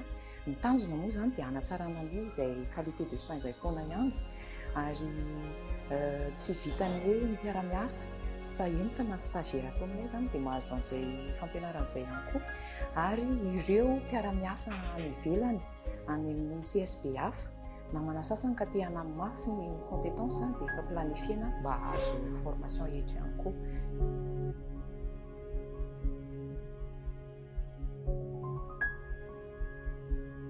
Amiko manokana tiako ny mampianatra ary tiako ny mampita an'izay fahalalana zany. Ny tanjona dia tsy tiako ho tanàna ho anahy manokana ny formation izay namena fa tiako izaraina amin'ireo mpiara-miasa hanatsarana mandrakariva mba ho azo antoka ny fitsaboana izay ho raisiny eto amin'ny lafiny maro isan-karazany. Tsy vitany hoe eto ihany izy ireo rehefa vita ny formation no validena ilay fahaizan'izy ireo fa tsy maintsy mandeha ihany koa izy ireo mandeha manao vérification de compétence au niveau an'ny laboratoire du développement de compétences any Diego ary efa misy ny tompona andraikitra ihany koa mikarakara azy ireo amin'izany mandrefy hoe hatraiza voaray tsara ve ny formation izay natao teto amin'ny site de stage clinique.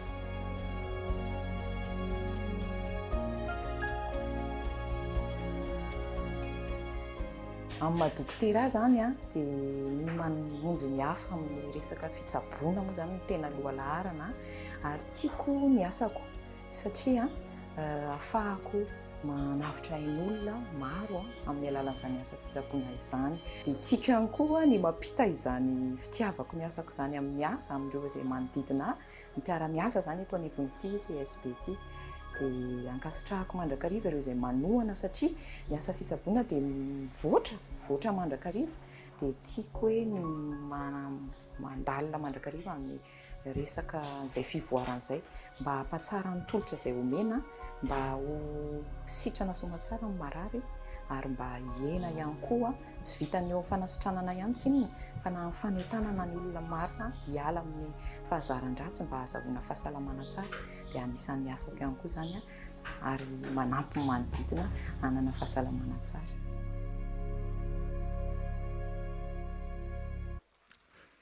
Raha mitovitovy amin'ireny ny any amin'ny CSP mba manaoana kosa ary a ny any amin'ny hôpitaly. Ny hôpitaly indray a dia ekipa lehibehibe kokoa, mety misy service maromaro, mila fandrindrana matotra ary reny a dia mandray urgence ny any amin'ny hôpitaly, indrindra ny référence avy any amin'ny CSB.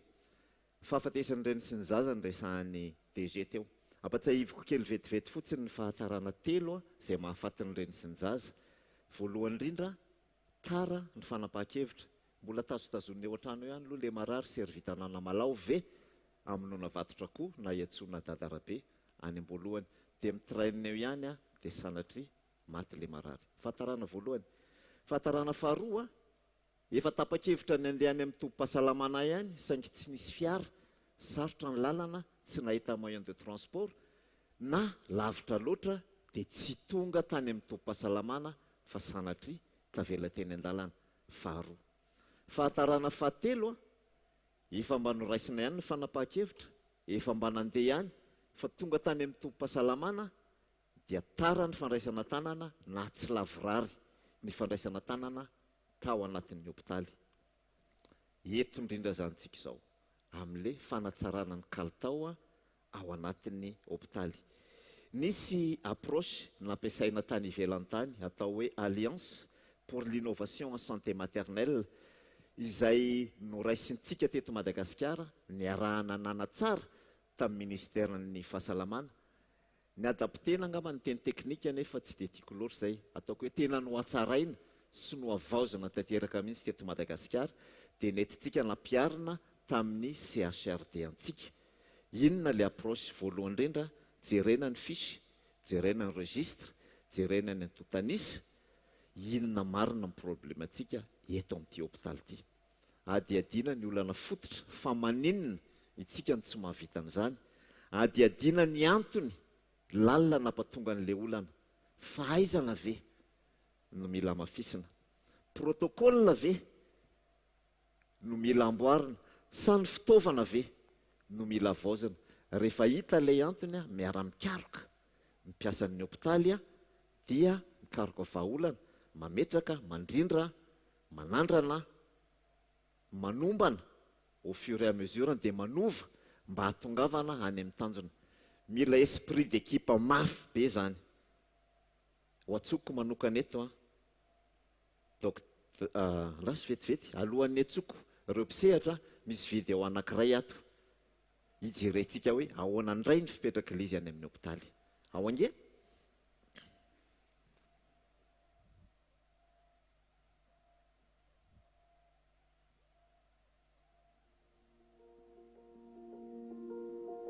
Fa ny riko moa zany zao dia hitovizan'ny tiasany ety tena hoe ho lasa lavitra mihitsy zany ty hôpitaly misy anay ity. Za zany mba saziaja no anarako natongavako teto zany dia tena ratsy be mihitsy ty CSB ty.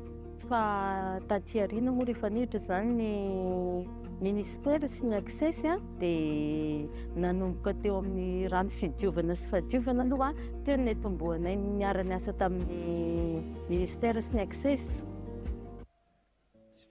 Mialatsiny indrindra tompoko fa nisy famadika kely ny video anay video aoriana iny rehefa avy eo. Ola jerevantsika eo iny.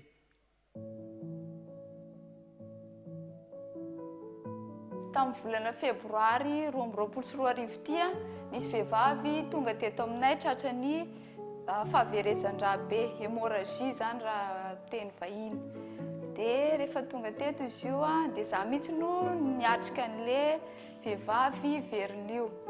Dia nozahana dia nijerena le lio hoe inona ny antony nahaverezan'le lio, dia nijery dia ka nisy tataka tany anatiny tany. Dia napiditra RL liquide zay, napiditra sérum tamin'ilay vehivavy, dia nampiasa zavatra ampijanona ny liony, oxytocine natao anaty sérum, dia nasiana mitokana koa ho fanampy ny herin'ilay vehivavy. Satria ilay izy koa déchirure nanjaitra ihany fa ilay izy tsy tonga tany anatin'ilay zaitra natao, fa zaitra ity ivelany kely izy tena tataka hatrany anatiny mihitsy ilay vehivavy any amin'ny col, dia mila ampidirina anaty bloc mihitsy tsaratsara kokoa amin'ilay vehivavy.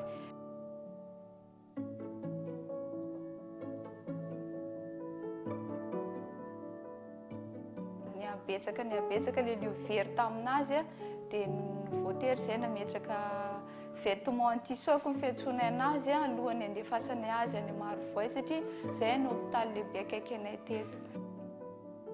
Dia napetaka le akanjo fiarovana azy amin'ilay izy verlio dia nalefa alina an'iny any amin'ny hôpitaly be Marovoay. Raha tsy nisy an'iny vêtement iny aloha zany dia nampalahelo le vehivavy satria tena iny zany mba misy compression kely ao amin'ny vatany satria le lalana koa mbola lavidavitra dia napety azy mihitsy zany nisiny le vêtement anti-choc iny. Ny fiara-miasanay tany koa vao alefa le olona dia nisy mpiara-miasa iray natsoina hoe misy olona ho referenay any anesthésiste tany tenenay hoe mialoha fa misy olona ho avy any fa misy tratrany hémorragie aty aminay. Dia mba nisy fiomanana koa ry zareo tany hoe misy olona ho avy avy any Akazomborona dia efa miomana daholo. Nahafinaritra zany le satria nisy fampiofanana mialoha momba an'izay dia efa nampahafantarina le olona dia avy eo koa tsy mba hoe misalasala hoe asanao rery dia nialagala taloha manko ohatrany non azy tany fa efa fantatra hoe miara-miasa rehefa misy liovery dia fanaraka tsara izay tany tsy tany amin'ilay toerana nandefasana azy. Sahirakirana ihany zahay fa isaorana aloha tsy naninona le vehivavy tonga somatsara tany ihany izy dia velona somatsara ihany koa. Mampiasa amin'ny fahasalamana anazy zany nahazo fiofanana ara-dalàna dia matoky tena mihitsy amin'izao amin'ny fandraisana tanana ny reny verlio ampiterahana.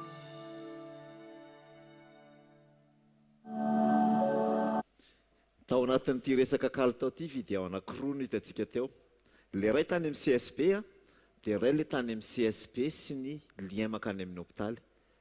Mba hitanareo ve izy le vehivavy tamin'ilay video voalohany teo?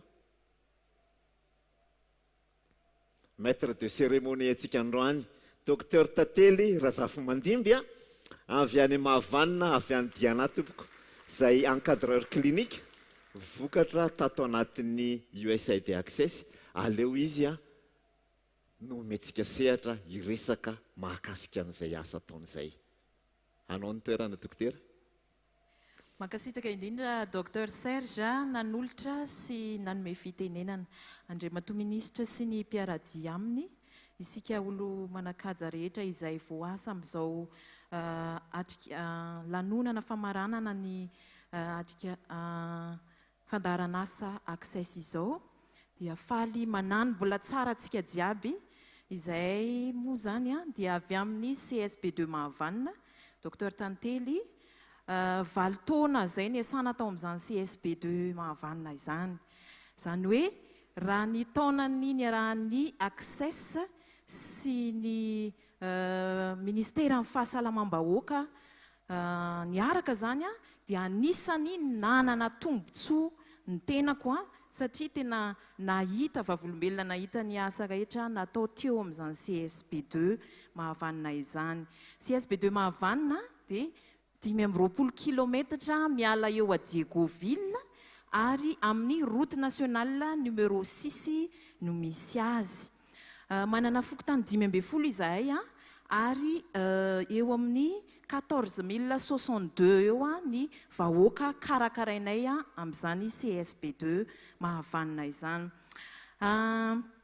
Raha ny fijoroana vavolombelona no resahana dia ataoko hoe efa vita tamin'ny video teo ary efa voateny tao daholo fa ny zavatra ifampizarana eto androany angamba dia ny fitohizana zany andraikitra encadreur clinique izany satria efa site de stage clinique ny toerana iasanay ary ny fitiavana mizara sy fambolena an'izay transfert de compétence amin'ireo namana no tena azonay ihany koa tombotsoa azonay tamin'izany tantsoroka avy tamin'ny USAID Access zany mikasika ny encadreur clinique.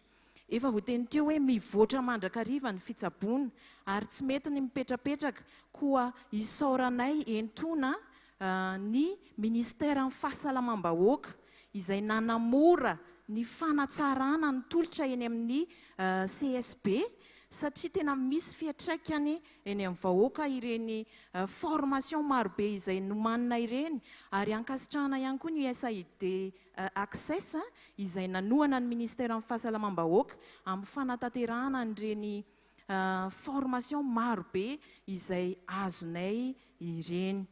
Ny itohizan'ny asa dia amin'ny fitiavana ny asa mampita sy mampianatra io dia mbola itohy izany ary maro ny efa programa, efa misy ny planine indrindraindrindra mandritra nyty premier semestre ty zao efa misy planine ny formation ho an'ny ao anatiny, ho an'ny mpiasa ao anatiny zany ary misy ihany koa ireo chef CSB avy amin'ny CSB hafa izay tonga ao amin'ny CSB ary ambolena amin'ireo chef CSB hafa mandeha ao ihany koa ny hizara ilay compétence izay zaraina amin'izy ireo ao any amin'ireo namany rehefa tonga any amin'ny CSB. Ary ny nampianarina moa zany izay tamin'izany ihany koa ny resaka fananana ny cahier de transfert de compétence ahafahana mamindra ireo traikefa azo zany amin'ireo namana mpiara-miasa. Dia hatreo angamba ny fijoroana vavolombelona avy amin'ny AQS CSB fa nolazaina tamintsika teo ihany koa ny mikasika ny eny amin'ny CHD izay hoe AIM intégré sy ny approche AIM intégré sy AQS clinique izay nanana tombontsoa tamin'izany ireo CHD sy CHU sy eto amin'ny Madagasikara dia andahoany ho zahavatsika kely ireo vokatra izay azo tsapaitanana tamin'izany approche AIM intégré sy AQS clinique izany. Ohatra telo nandeha ho jerentsika izay ho jerentsika eto amin'ny écran eto.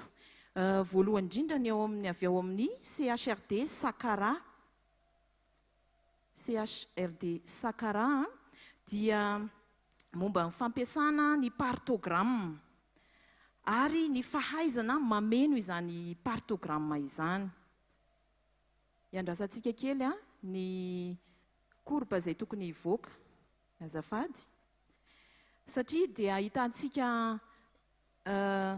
niakatra ho 100 isan-jato izany tao aorianan'ny approche AIM intégré raha 720 fotsiny ihany ny fampiasana izany sy ny famenoana izany teo aloha hitantsika amin'ny courbe eto izany. Dia ny faharoa ho jerentsika dia ny avy ao amin'ny CHRD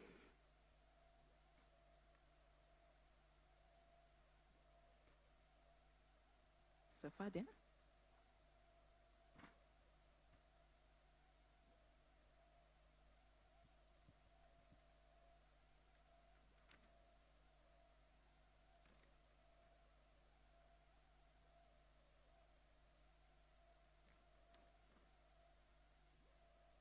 ny amin'ny CHRD Sakara izay hitantsika teo fa eto kosa ny mikasika ny mialatsiny fa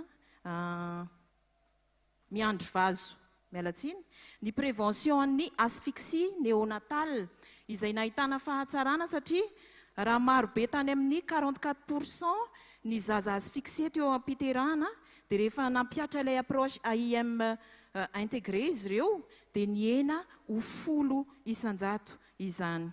Ny fahatelo jerentsika manaraka dia ny tao amin'ny CHU Place Kabary Antsiranana momba ny prévention de l'infection post-opératoire. Raha 20 isan-jato izany infection post-opératoire izany teo aloha dia noho ny approche AIM intégré dia nihidina ho 3,5% sisa izany ankehitriny.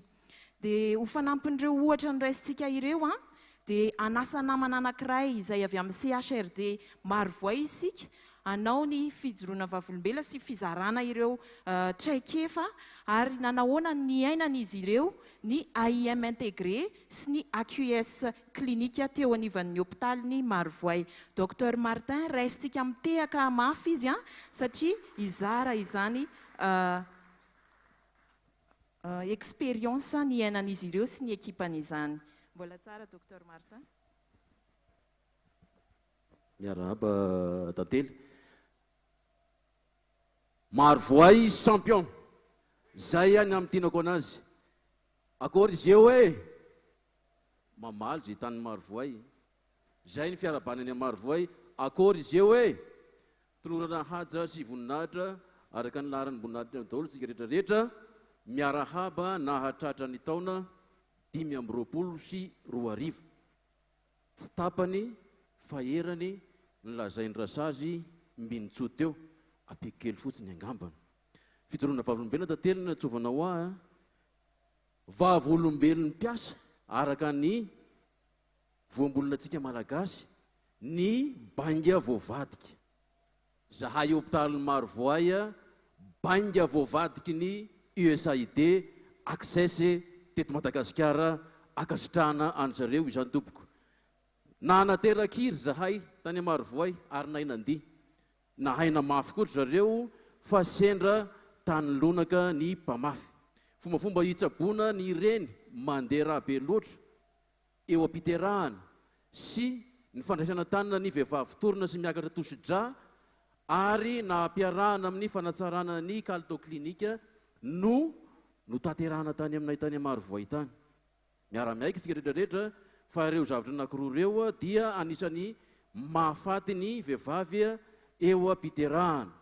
Nampiarina io fombafomba vaovao ekipa no nijoro eo anivon'ny hôpitaly. Taloha tany dia nisalasala sy araka ny lazainy mbinitsoa teo natatahotra. Fa rehefa nijoro ny ekipa mifampiantso.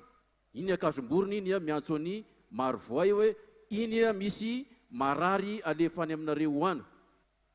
Fampiantso tsy misy menamenatra ozy izy rasazy mbinitsoa teo fa dia mifanampy ary mifanohana mifampianatra mampiasa ny laboratoire de développement des compétences. Hainay ny manasokajy ny fandehanany raha be loatra. Misy tady anankiefatra izy nampianarana anay.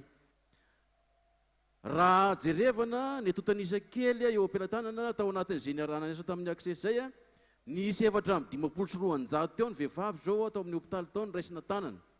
Nisy anankiroa avy any amin'ny renjaza nandeha daholo ireo.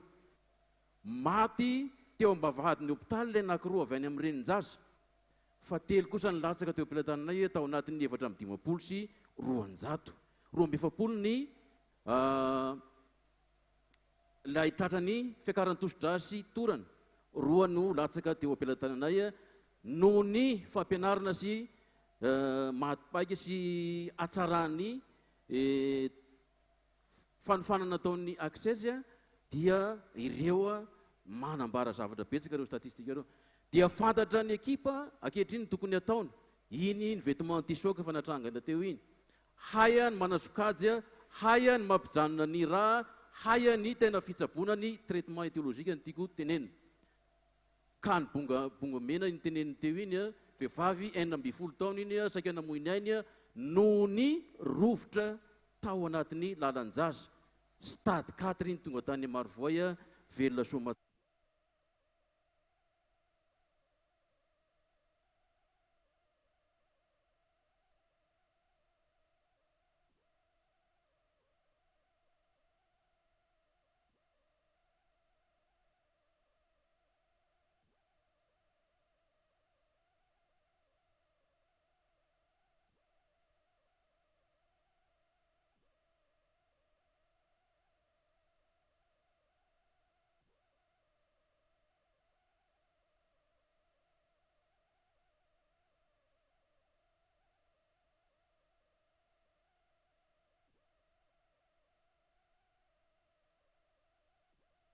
Ao anatin'ny ekipa ankehitriny ilay voambolona rehetrarehetra ao fa indrindrandrindra ny atao hoe client interne sy ny client externe.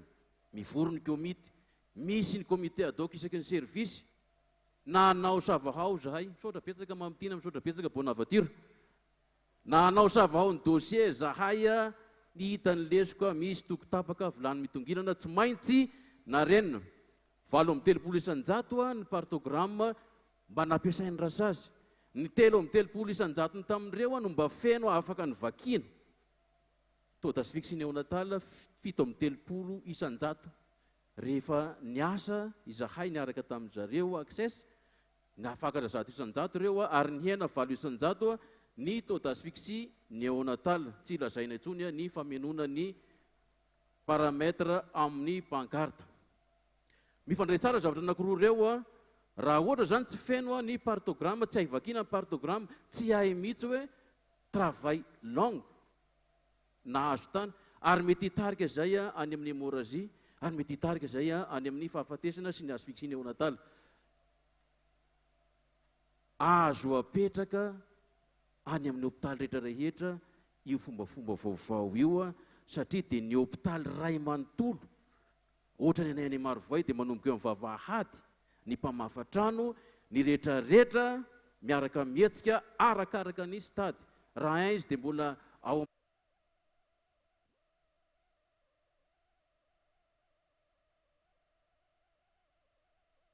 ny raharaha 4 raha voatara kely dia afoiny an'ireny. Zay ny avy aty aminay Marovoay makasitraka makatelina nahatra ny aminay hatramin'ny farany. Sotra tompoko. Ankasitrahantsika Dr Martin avy ao Marovoay champion satria dia hitantsika teo fa na ny enthousiasme mitantara izany travail d'équipe izany dia ahitantsika fa mendrika azy ireo ny champion. Tsara ho mariana moa zany fa ny document rehetra izay amin'ity fanehoana ity dia afaka azontsika iseho eto amin'ny écran eto misy QR code dia afaka scanetsika dia afaka azahoana ireo document rehetra. Ao anatin'izany document zany anankiroa amin'ireo document ireo miresaka mikasika ny AQS raha mahalinantsika izany. Eny ary koa satria efa elaela isika izay ny resaka dia andesika hiaraka isendro kely miaraka amin'ny Dr Eugénie ampianoka antsika amin'ny slam hita fifaliana amin'izany.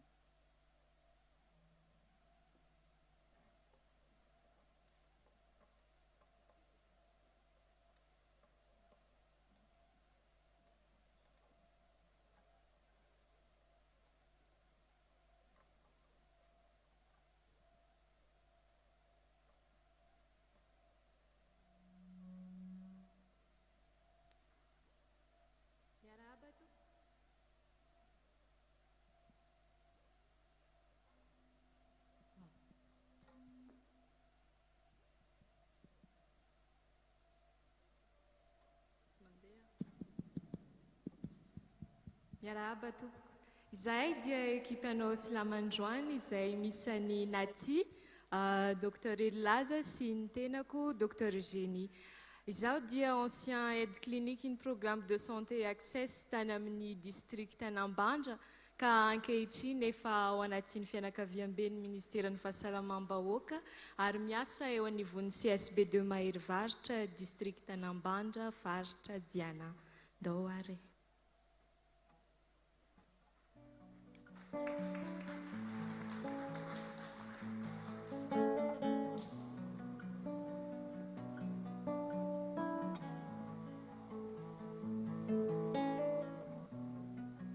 Toko agora que nine, toko agora que anda, ma fekini te ode, fofita di avanti mangombe.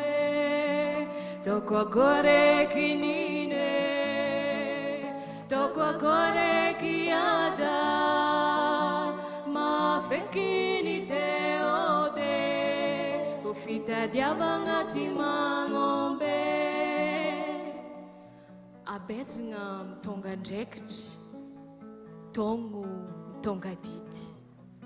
Efa tsy afaka hagnano sitrapofo fa tsy maintsy mifombo mitady ny soa mba ho valim-pahabenina ny ray aman-dreny niezaka ho tafita mba ho valinesika nataon'izao jiaby regny.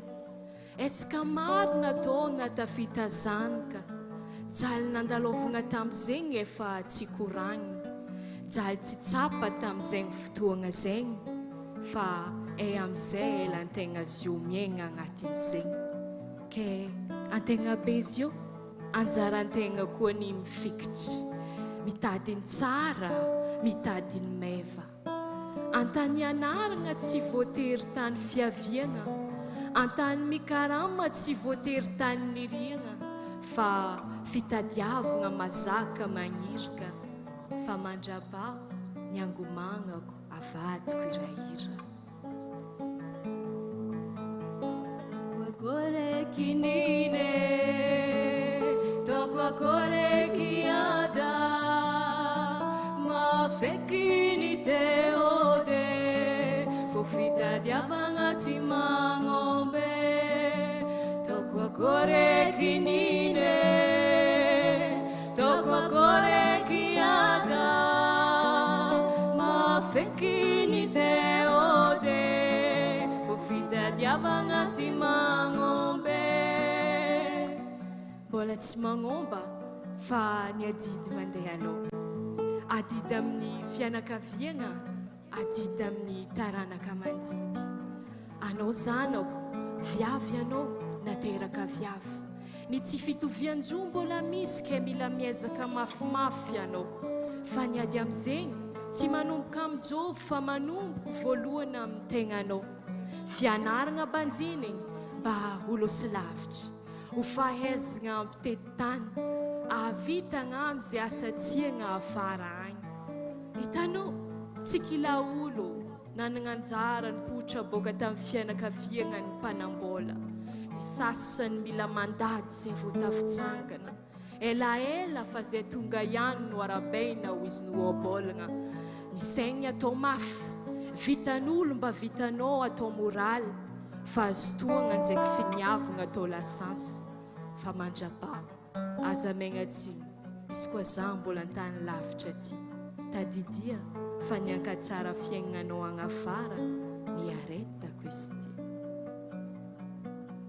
tokoakorekinine tokoakorekiada mafekini teode fofitadiavana tsy magnombe tokoakorekinine tokoakorekiada mafekini teode fofitadiavana tsy magnombe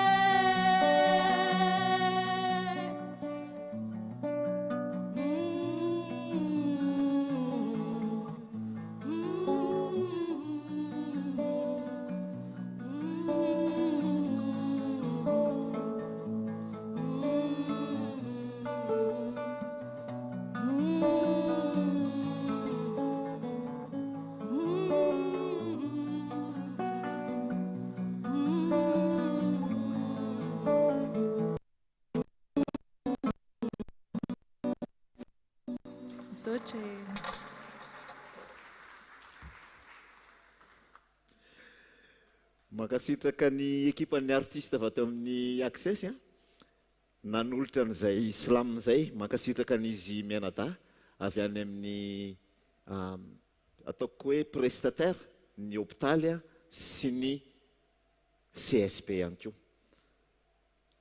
kalitaon'ny tolotra ara-pahasalamana ny resantsika teo ary fantatsika tsara fa isan'ny fepetra takininy hoe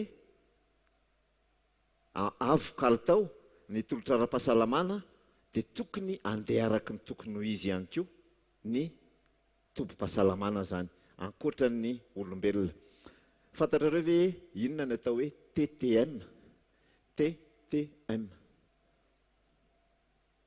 tompo-pahasalamana tomombana sy mahomby zany dia dika teny nandikantsika ny point de prestation de service complètement fonctionnel zay andry iankinan'ny kalitaon'ny tolotra ara-pahasalamana araka ny resahako teo fa fanetsehana mipisitraka eny amin'ny fiarahamonina ihany koa mba andray anjara amin'ny tompo-pahasalamana misy vondronasa sivy ny ao anatin'ity approche atao hoe TTM ity manodidina ny tohatra sy ny tolotra sy ny kalitao araka ny voalazako teo manodidina ny fampitaovana sy ny fotodrafitrasa manodidina ny mpiasa sy ny fahaiza manao n'ireo mpiasa ireo ny fandaminana ny asa ary ny fanetsehana ny fiarahamonina.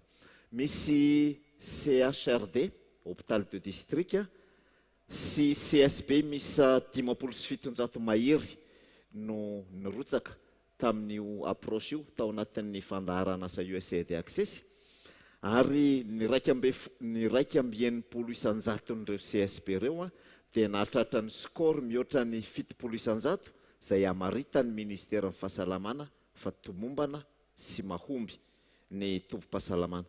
Mba hahafahanao mahazo an-tsaina ny endrika izany hoe CSB tomombana sy mahomby zany dia andao nge hijery video anankiray indray tsika.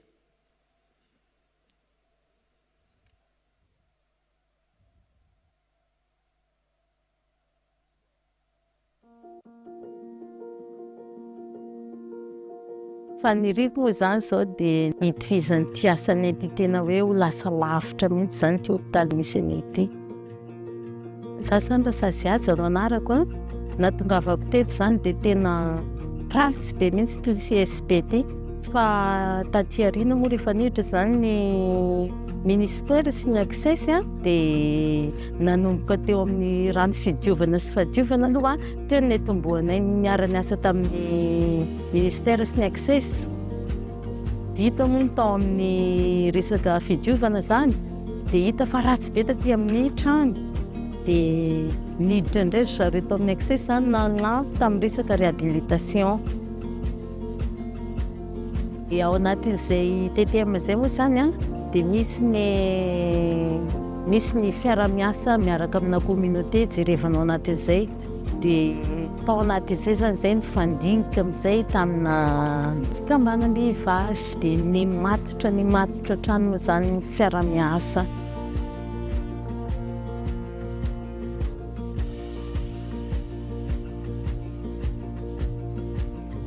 Nisy ihany koa moa zany ny resaka AQS, ny tomboatrano zany fahalalanay entinay mampita amin'ny fandraisana olona ao anatin'izay AQS zay. Zany hoe ny fameno trano zany zavatra niditra teto amin'le tombo-pahasalamana nisy anay.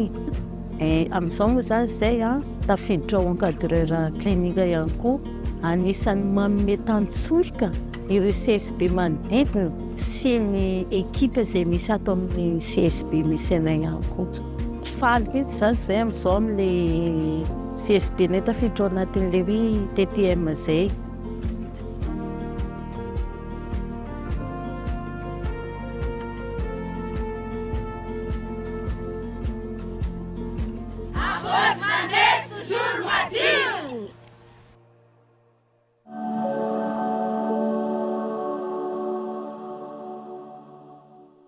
Eritreto Rasazy Aja, chef CSB.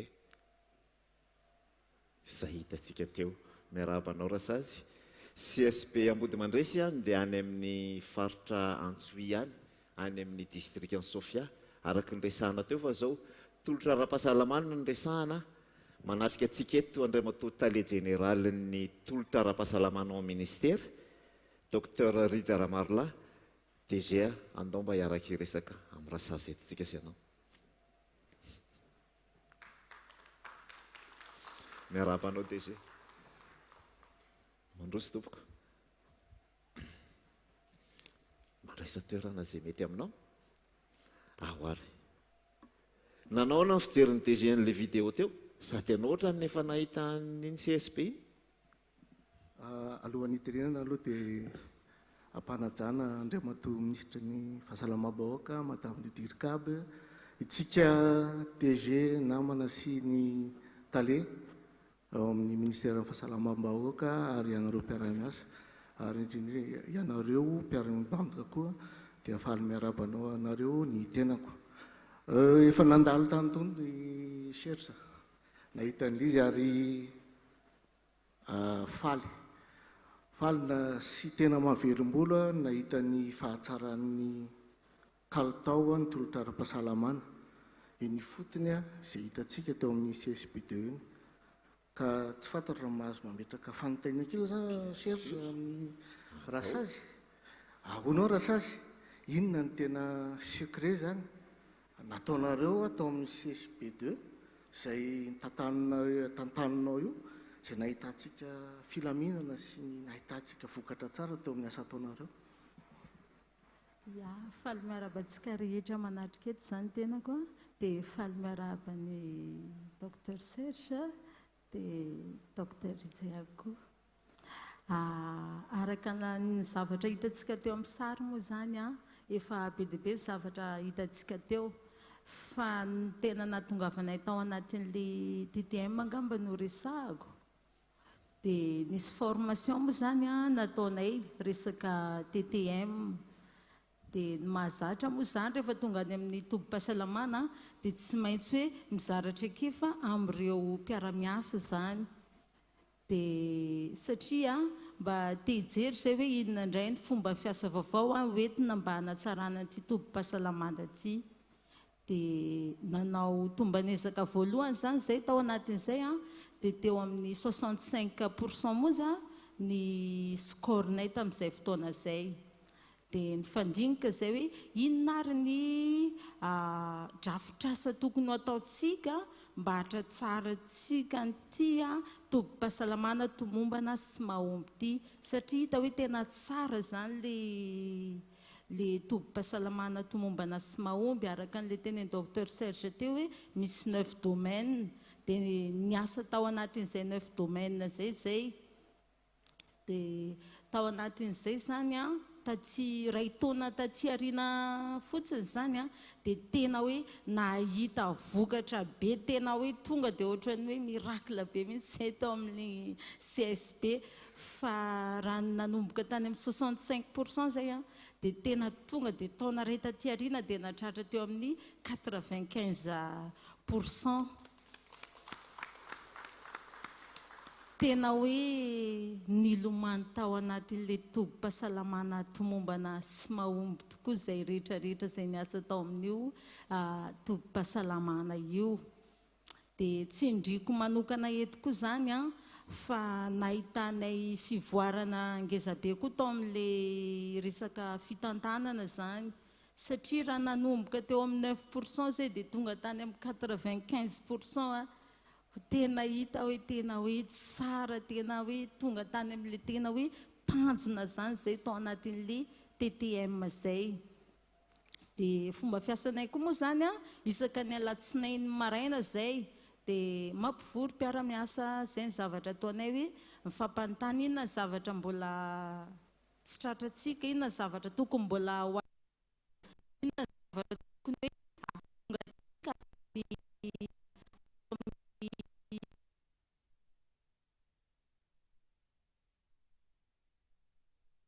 salamana fa tsy samy monjomonjo avy amin'ny toerana misy azy, fa tena mba ilaina koa mba misy ambiance. Dia anisany ihany koa zany a tao anatin'izay a, tena hoe nampiovanay rehetrarehetra tao amin'ny CSP. Dia rehefa tonga koa moa farany volana, dia rehefa manao vita ny RMA dia mivory foana koa zany zay hoe inona ny zavatra mbola tsy tratratsika, satria hita eo amin'ny tableau de bord zay rehetrarehetra zay, dia inona zavatra mbola latsa-datsaka ato, dia eo zay zany mifandinika koa hoe ty mbola misy zavatra ohatran'izao. Fa hitanay tamin'izay koa zany a, raha laiko ohatra fotsiny raha resaka teo amin'ny CPN, raha tamin'ny 2021 raha laiko ohatra teo amin'ny 68% zay, fa 2022 nijerevanay dia efa niakatra tany amin'ny 78% sahady zay. Dia tao amin'ny resaka accouchement koa ohatr'izay, raha départ teo amin'ny 33% zany zay a tamin'ny 2021, dia nahitana fivoarana tany amin'ny 48% zay a. Dia ohatrohatran'izay zany a fomba fiasanay a nahatongavanay tao anatin'izay tobim-pahasalamana tomombana sy mahomby zay. Alaika aloha ny asanao Andriamatoa Serge, mbola liana be mahita an'le rasazy mitsikitsiky be dia mbola tia metraka fanontaniana hafa indray. Marina ny teninao rasazy teo hoe navita miracle nareo, fa noniezaka nataonareo sy mpiara-miasa aminao reny, fa hono a ataontsika atao amin'ny fandrahoana sakafo izy manana tsiro hafa mihitsy le sakafo andrahoanao amin'le asa, ka hitina le pitsopitso ny tena hoe atao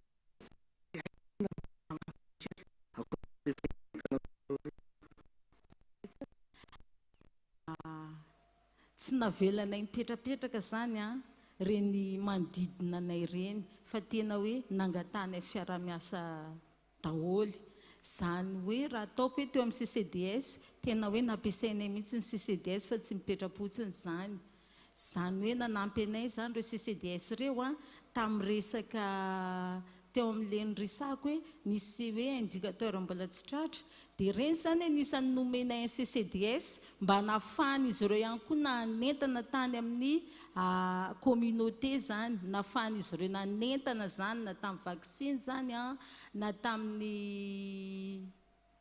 resaka vehivavy bevoka ny rehetrarehetra mihitsy zany dia niarahanay niasa tamin'ny CCDS dia tao anatin'izay koa tsara be ny fiarahanay miasa tamin'ny commune zany hoe nandeha tamin'ny lohany tamin'ny ara-dalàna be izay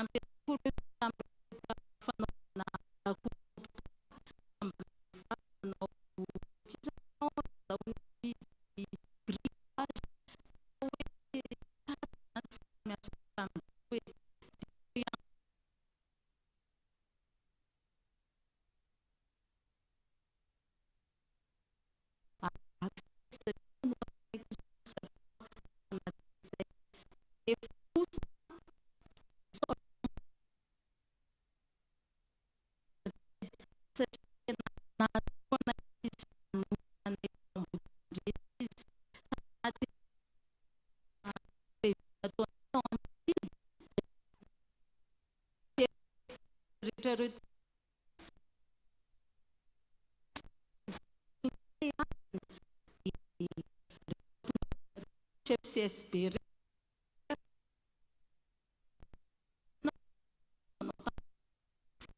tena tsara zany a efa maro amin'ireo CSB reo a ny tena efa hoe ao anatin'ny TTM amin'izao fotoana izao dia tehaka be sotra betsaka DG ny topokary misaotra ny rasa satria vitany tsara ny nanatsara n'ilay CSB teo dia nanatsara ny vehivavy rehetra tao an-tanàna ihany koa makasitraka rasazy satria amin'izao fotoana izao dia efa ndraisy ny ministera ny fahasalamana tany ny TTM izay tarihan'ny Andriamatoa ministra professeur Andriamanatany Zéliar Velo ary nisy ny paikady efa natao nahafahantsika nahazo ny version simplifien'izy io izay ahafahana manaparitaka sy nahambora ny fanatanterahana ny TTM ary akoatr'izay moa dia ireo CSB ireo dia efa samy maleo tena daholo ary afaka manao ny tombanezaka na dia hoe tsy ohatsony ary ny accès ary manome toky zahay a satria ny aitarika izay ananany Andriamatoa ministra ny fahasalamam-bahoaka dia ahafahanay anatsara sy andohizana ity approche ity cherche dia makasitraka indrindra makasitraka atsika rehetra makasitraka ny ministera ny fahasalamana amin'ny fitariana amin'ny leadership makasitraka anao ritsy DG zafady mety tompoko makasitraka DG ary mirary soa rasazy aleo alasa amin'ny asa ataonareo tsirairay avy dia maro zao toerana fa mitoy ihany ny lanonantsika tsy vitany hoe approche araka ny fijerinareo azy teo ny TTM fa azoko lazaina hoe vina ny ministère ny fahasalamana tokoa CSB complet fonctionnel et répond aux besoins des clients mateolina toy ireny hitatsika ireny no resantsika androany teo ny fahasalamana any fotony any anivon'ny fiarahamonina, ny CSP, ny hôpitaly, fa ny fiantraikany renyrehetrareny dia tsy tonga raha tsy eo ny fitarian'ny district, ny EMAD, équipe de management de district. Dingana lehibe teo amin'ny fanamafisana ny rafitra ara-pahasalamana teto Madagasikara ny distrika Manonga. Distrika Manonga. Manonga dia teny malagasy, nandikantsika entina maneho fivoarana miabo ary tsy mety mijanona mihitsy fa Manonga, Manonga, Manonga hatrany. Misy an'iny boky kely iny izay nozaraina taminareo any anatin'le sac nareo iny. Raha mijery ianareo ao amin'ny page 20 sy 21 an'ity boky ity dia misy an'le distrika Manonga ao. Famitinana distrika Manonga. Tsy distrika Manonga ihany ao anatin'ity boky ity, fa famitinana an'izay enitaona dia rahantsika ny asa izay. Fepetra 3 no takin'ny distrika Manonga, critère ho isika, izay samy manana ny tondrozotra na ny indicateur ny tsirairay avy. Isan'ireo fepetra ireo dia voalohany hoe mety ve ny performance des indicateurs de santé ao amin'io district io. Fepetra faharoa dia hoe manahoana ny capacité institutionnelle ny lay ekipan'ny EMAD, ary ny fepetra fahatelo dia ny hoe mandray anjara ihany koa ve ny fiarahamonina, ohatra n'le nitenen'ny Rasazy teo hoe ny CCDS, ny mairie, ny subvention avy any amin'ny ministère ve, avy any amin'ny fanjakana ve ara-dalàna. Dia ireo composition na indicateur voalazako ireo no hanomezana score an'le district. Ao anatin'ny district Manonga dia 3,5 ny score maximum mety ho azon'ny district, ary zany dia arahana amin'ny tableau de bord ny fiovana isa 3 volana ahitana ny fandrosoan'ny district tsirairay avy. Tao anatin'ny district 80 ny asan'ny USAID Access dia tany amin'ny 1,5 tany ny score moyen tamin'ny nanomboana an'ity approche ity. Amin'izao fotoana izao dia any amin'ny score 3 any ho any ny scoren'ireo district 80 ireo. Raha nisy district 17 tamin'ny district 80 no nijerena manokana tamin'ity approche nataon'ny tamin'ny ministère ny fahasalamana ity, ny 12 tamin'izy ireo dia nahatratra an'ilay score maximum 3,5.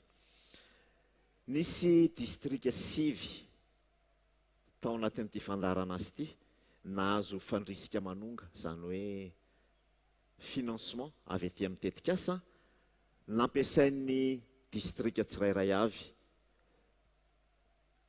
Tao anatin'ireo district ireo dia misy ny nividy fitaovana informatika izay ahafahany miasa, nisy ny nanavao CSB, nisy ny nampiditra rano ho an'ny hôpitaly ohatra, nisy ny nanao campagne mba ampiakaran zareo ny indicateurany. Andriamato ministra moa dia isaorako manokana tamin'ny volana septambra zahay tany Brickaville nijery an'ilay district Manonga ary mankasitraka indrindra tompoko amin'ny fanohanana. Fa misy ohatra pozitiva ihany koa izay azontsika zaraina eto androany dia ny zavatra niseho tany Anosy tany. Tsy tonga eto mety tsy inspecteur Anosy fa eto ny DRS ny Diana hitafatafa amintsika manokana momba ny district Manonga. Manasa anao tale, mbala tsara anao? Miakaraty amin'ny sehatra dia ndaontsika amin'ny rahalahy resaka kely momba ny district Manonga. Eo ihany anao fangalako micro. Tantarao aminay ary hoe tale, inona ny zavatra nitranga tany Anosy tany ary nanahoana ny fiantraikany sy ny zavatra ataonareo ao amin'ny faritra Diana Ray Manontolo, ary raha mba azonao lazalazaina ny hoaviny ty approche ity raha ny fomba fijerinao amin'ny mahatalem-paritra anao. Mankasitraka tompoka. Misaotra betsaka directeur amin'ny fivolagnana, miaraba mpanajana Andriamato ministra, miaraba tsika rehetrarehetra izay manatrika eto ary malamery ny fisaorana amin'ny fagnasana tompoko. Raha ny district Manonga tao amin'ny faritra Nosy be dia tsara ny vokatra ary azo sapain-tagnana ny zavatra vita tagnatin'izay.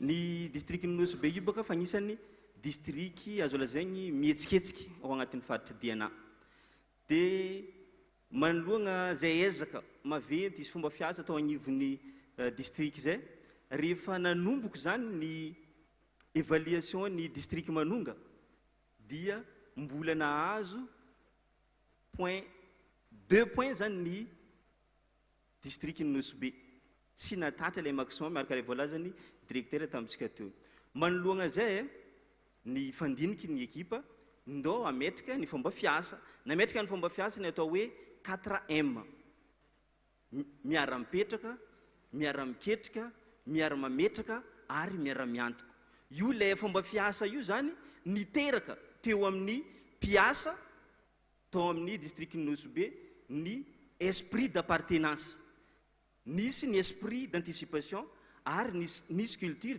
d'utilisation des données pour la prise de décision zay fomba fiasa zay dia nazahoagna performance tsara atao Nosy be raha nanomboka tamin'ny be zany izy dia après 3 mois nisy évaluation faharoe dia fa niakatra ny performance tao Nosy be tamin'ny évaluation fahatelo tamin'ny décembre 2022 tonga dia fa natatra ny point maximum na score maximum zany ny district Nosy be zany nahazo 3,5 ary zay score maximum zay dia voatazona jusqu'à tamin'ny farany nanomboka tamin'ny décembre 2022 mandraka ty androany voatana io score maximum na dia nisy aza ny fisoloany ny tompony andraikitra nisy fivoany médecin inspecteur atagnelanela fotoagna atao dia mbola voatao satria ny ekipa rehetrarehetra zany navita ny aigny zay aprosy napetraka zay vokatra ny asa zay dia nahazo loma ny district Nosy be nahazo ny atao hoe fandrisika manonga io fandrisika manonga io magnisany fagnomezagna valopy maventiventy ihany zo dia ny fandiniky zany ny ekipa rehetrarehetra atao akory ty valopy maventy ty dia nanapa-kevitra zany ny ekipa hoe indao agnampiagna ny ambaratonga rehetrarehetra zay misy eo amin'ny ministère ny fahasalamagna mba afahagna magnatsara ny tolotra zay miagna vahoaka dia nivanga zany tamin'ny volan'ny district manonga ho an'ny AC nivangagna sakodo jiaby zany ny AC mandeha agny amin'ny 84 AC dia nahazo sakodo jiaby ny CSB rehetrarehetra tao agnatin'ny district Nosy be dia nivangagna tensiomètre araiky ary namiagna stéthoscope nivangagna boîte d'accouchement mbala namiagna ny lampe chargeable koa mba indesiny ekipa miasa ary mbala nisy koa ny cocotte minute namiagna CSB rehetrarehetra mba afagna zany mikojakoja matériel dia teo agnivon'ny district ndraiky tamin'ny CSRD sy ny BSD dia nivangagna matériel informatique nivangagna imprimante multifonction nivangagna ny baffle chargeable mba afagna magnatsara ny fagnentagnana ao agnatin'ny district Nosy be fa ny tegna nisongadiny teo agnivon'ny district dia ny famahagna ny problème ny rano zay tegna hita fa tegna navesatra ary nagnisy olagna ny ambaratonga rehetrarehetra manomboka tarita amin'ny CSRD Nosy be jusqu'à taty tamin'ny ministère satria tsy moramora ny critique mahazo ny ministère ny fahasalamagna noho tsy fisian'ny rano tao Nosy be zany dia io problème io dia nagnisan'ny prioriser ny ekipa dia nivanga matériel maro isan-karazany nahafagna zany mampanonga rano tao Nosy be satria tao Nosy be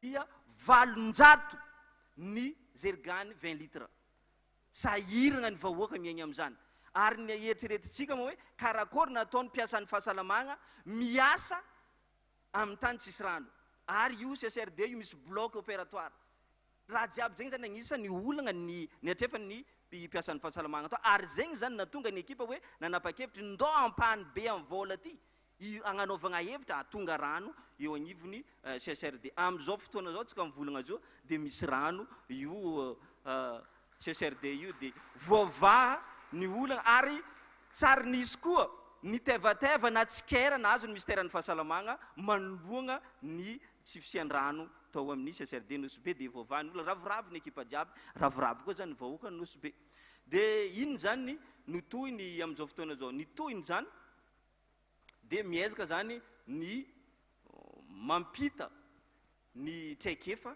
zay nisy teto Nosy-be amin'ny distriky misy ao agnatin'ny faritry-diana ary ny ekipa ao Nosy-be dia mbala miezaka mandrakariva manole fomba fiasa zay nazahoagna vokatra tsara eto mahita directeur régionaux maromaro ary mahita médecin inspecteur maromaro mety CFCSB maromaro dia magnentana antsika jiaby mba hagnano ny approche zay natao tao Nosy-be tagny fa tegna hoe nahitagna vokatra tsara ary raha zay no mitohy hita fa ho avy tsara ho avy nyty ministère ny fahasalamam-bahoaka ty zay donc ny agnisan'ny zavatra azo lazaigny ny amaranako izy tsy haiko tsy saotra ny andriana atao ministre sy ny staffna rehetrarehetra zay nagneky ary nagnano io approche ny district manonga io mba nafanay koa tary amin'ny faritry nampiatra zay district manonga zay eto koa rarotiny ny fisoragna ny ekipa centrale taty zay ny coaché zay mandrakariva amin'ny fagnatanteragna io district manonga io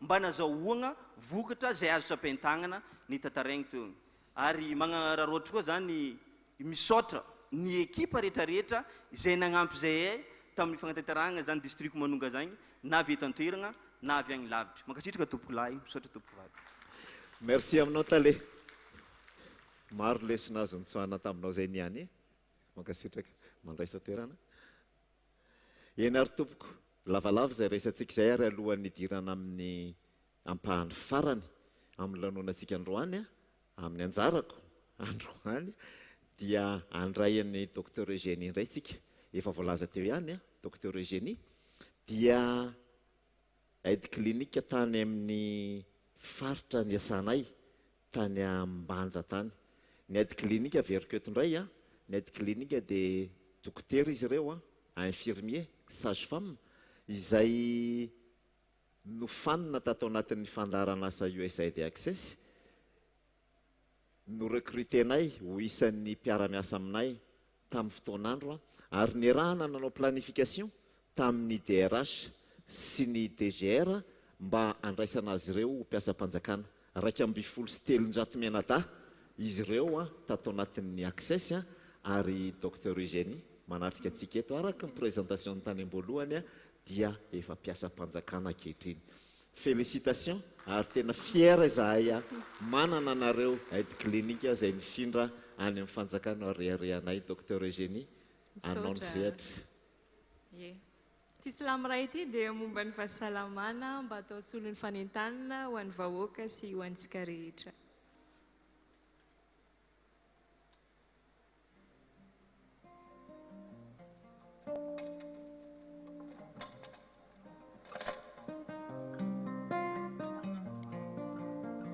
tsy mora ny asany mpiasan'ny fahasalamana ny aina lasa ambany javatra mifanerasera amin'ny aretina isan-karazana isan'andro tsy mora ny asany mpiasan'ny fahasalamana fa kanefa sarotra moatran'izay ny miaina anatiny tsy fahasalamana maro ny karazana aretina maro ny fitsaboana kanefa maro ihany koa ny fomba azo isoroana dia ny mbola kibony zaza efa manomboka izany manao fisafoana inefatra farafahakeliny mba hovoaka salama sy fiterahana milamina tsy adiny koa ny fitiliana ny VIH fa ny VIH aneka efa miparitaka manao fitiliana mba hampilamina saina mba hitandremana sy ahafana mahazo fitsaboana raha toka sanatria misy ny tena Vanya atsimo vanavana samy hafa ny kolotsaina aretigny io mitoviany raha tsy saboiny mety ho ratsy navianandrefa nanatsinany ambela tananao ndraindray ny fomba isoroina azy karaha isony tandrifianao naviana atsimo navaniavana samy hafa kolotsaina aretigny io mitoviany raha tsy tsaboiny mety ho ratsy naviana andrefananatsinanina belatana ndraindraiky ny fomba isoroina azy karaha isony tandrifianao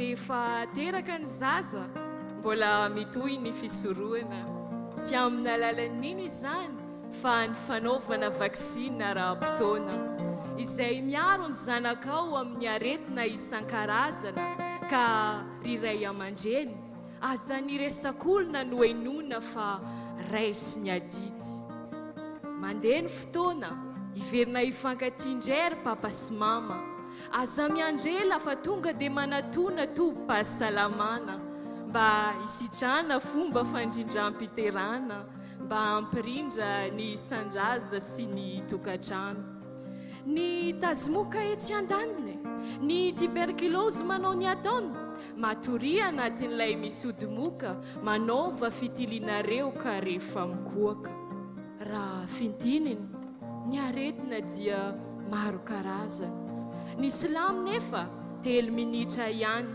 tsy ho voatenety daholo izany fa tsy misy tsaratsara ny manantona tobim-pahasalamana mitsabo-tena sy manontany fanaviany atsimo navaniavana samy hafa kolotsaina aretigny io mitoviany raha tsy tsaboiny mety ho ratsy navianandrefananatsinanina belatananao ndraindraiky ny fomba isoroina azy karaha isony tandrifianao navianatsimo navaniavana samy hafa kolotsaina aretigny io mitoviany raha tsy tsaboiny mety ho ratsy navianandrefananatsinanina belatananao ndraindraiky ny fomba isoroina azy karaha isony tandrifianao karaha isony tandrifianao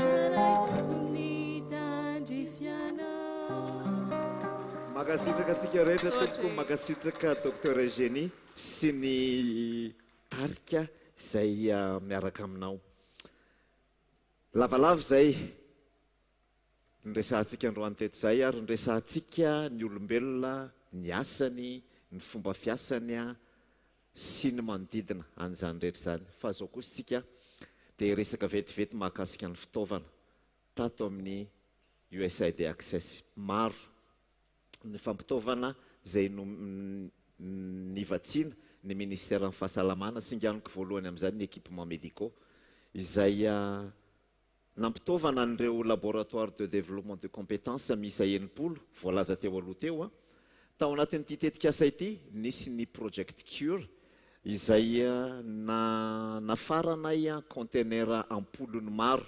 nozaraina tany amin'ireo nampitaovana an'ireo CSB sy hôpital tany amin'ny faritra nesana ireo mitetina valo tapitrisa $, any ireo fitaovana tonga ireo na dia tsy nahavaly tanteraka ny filana aza dia nandray anjara tamin'ny fanatsarana ihany koa ny tolotra ara-pahasalamana eny fotony raha izay ny fampitaovana équipement médicaux nisy ihany koa mifotodrafitrasa izay natao tato anatin'ny fandaharana asa USAID Access fanavaozana trano 990 ny trano noavaozana tato anatin'ity fandaharana asa tika ny raiky amby 90 amin'ireo dia formation sanitaire avokoa ny ampahany sasany moa dia tafiditra amin'izany ny BSD sy ny karazana bâtiment hafa ny fitaovana fidiovana sy fanadiovana raha teo koa moa tafiditra amin'ny fotodrafitrasa dia point d'eau misy 720 no napetraka tany amin'ny tobim-pahasalamana ary latrine misy 20 mahery ihany koa no napetraka tany amin'ny tobim-pahasalamana izay iasanay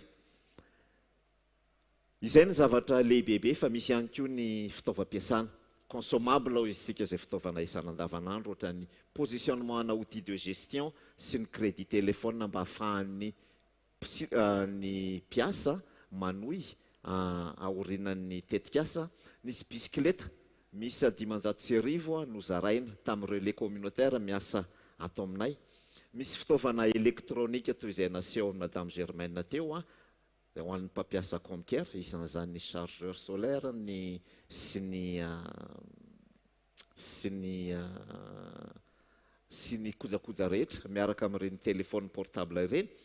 Misy ihany koa ny fitaovana manokana izay novatsiana ho an'ny mpiara-miasa toy ny ordinateur, ny serveur izay napetraka ao amin'ny ministère ihany koa mba ahafahan'ny Comcare mitohy io izy-tsika. Ny fitaovana izay niasanay tany amin'ny faritra sy tany amin'ny district moa dia napetraka avokoa ireny mba ahafahan'ny district sy ministère miasa aoriana, isan'izany ny équipement de bureau, ny groupe électrogène izay ahafahana ihany koa ampiasaina rehefa tonga ny fotoana ilana azy.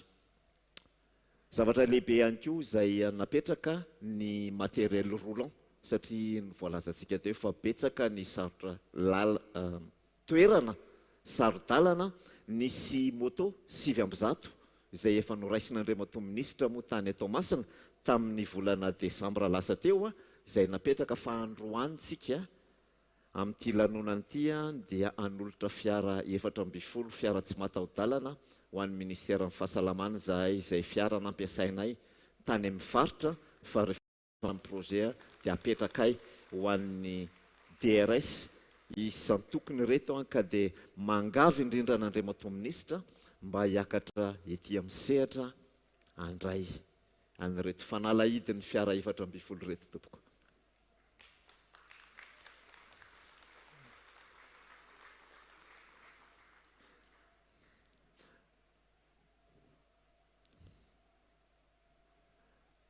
Mankasitraka amin'izay le ministre fandray tanàna kely misaotra indrindra tompoko mba misy mandray ty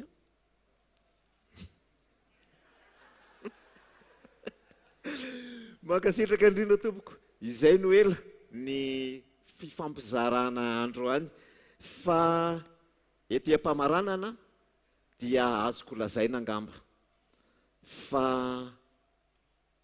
betsaka ny vokatra ny fampizarantsika teo fa tsy tambo isaina koa ny zavatra tsy voalaza noho ny fahafoizan'ny fotoanantsika androany. Ny atsara ny tolotra amin'ny mpiasa, ny atsara ny fiarovana ny aretina, ny amatotra ny ahitariky ny emady sy ny emara ary mandray andraikitra kokoa ny vahoaka sy ireo mpitarika eny fotony. Miara-paly aminareo zah androany, miara-paly aminareo ihany koa ireo mpiara-miasa amiko fa nantotosa asa goavana ho amin'ny mpiara-belona. Isorako manokana eto ny ekipan'ny Access izay angatahako hitsangana sy ireo mpiara-momby nantoka taminay ao anatin'ny consortium ny Access mba hitsangana ho fankasitrahana anareo ho an'ny fahafoezantena sy ny professionnalisme izay aseho anareo ary tsy vitanay ireto ihany fa maro ihany koa ny mpiara-miasa aminay any ivelany izay manohana antsika teto Madagasikara nandritra n'ity tetikasa ity. Makasitraka tsy misy ny tonga lafatra tompoko kanefa mino somatoko zahay fa tsy hijanona treto ireo asa izay natomboka ireo araky ny hitantsika androany teo.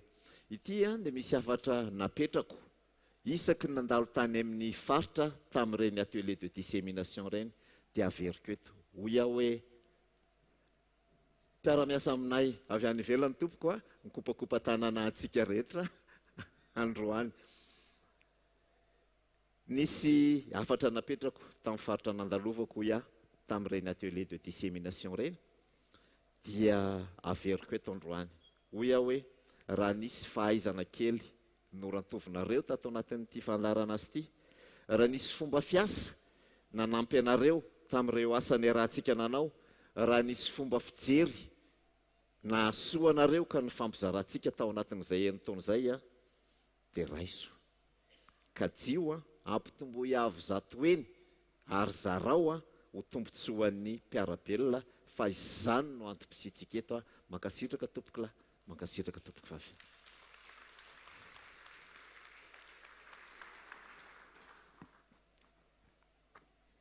ia tsara homariana zany fa ny sary jiaby izay nalaintsika teto amin'ity toerana ity a na isika tao ivelany na teto a dia afaka alaintsika amin'ny QR code izay voaka eo amin'ny écran eo indray ihany koa afaka mitelecharger an'izay zany a isika tsirairay avy.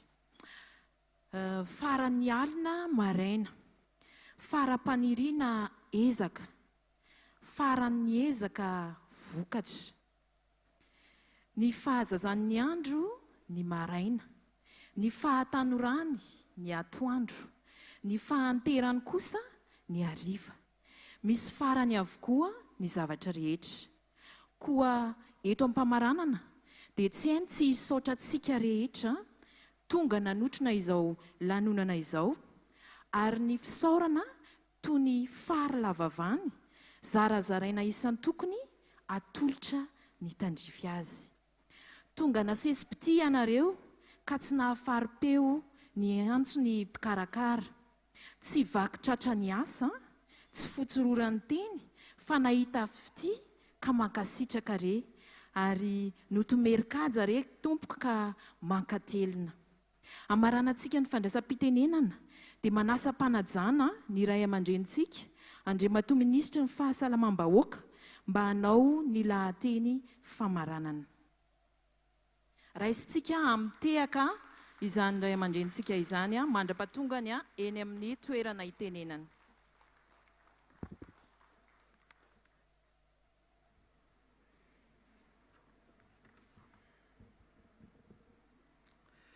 Tompoko lahy sy tompoko vavy, fotoana lehibe no eonantsika rehetrarehetra androany dia amin'izao famaranana ny tetikasa aksesa izao. Amin'ny karavona ny eonako aminareo androany satria zava-dehibe ny zavatra vita araka ny nasehon'ny Dr Serge atao tao anatin'izay taona izay izay nahitantsika ny dingana izay nataontsika ahafahana mamaly ny filana eny fotony ao anatin'izany sehatry ny fahasalamana izany.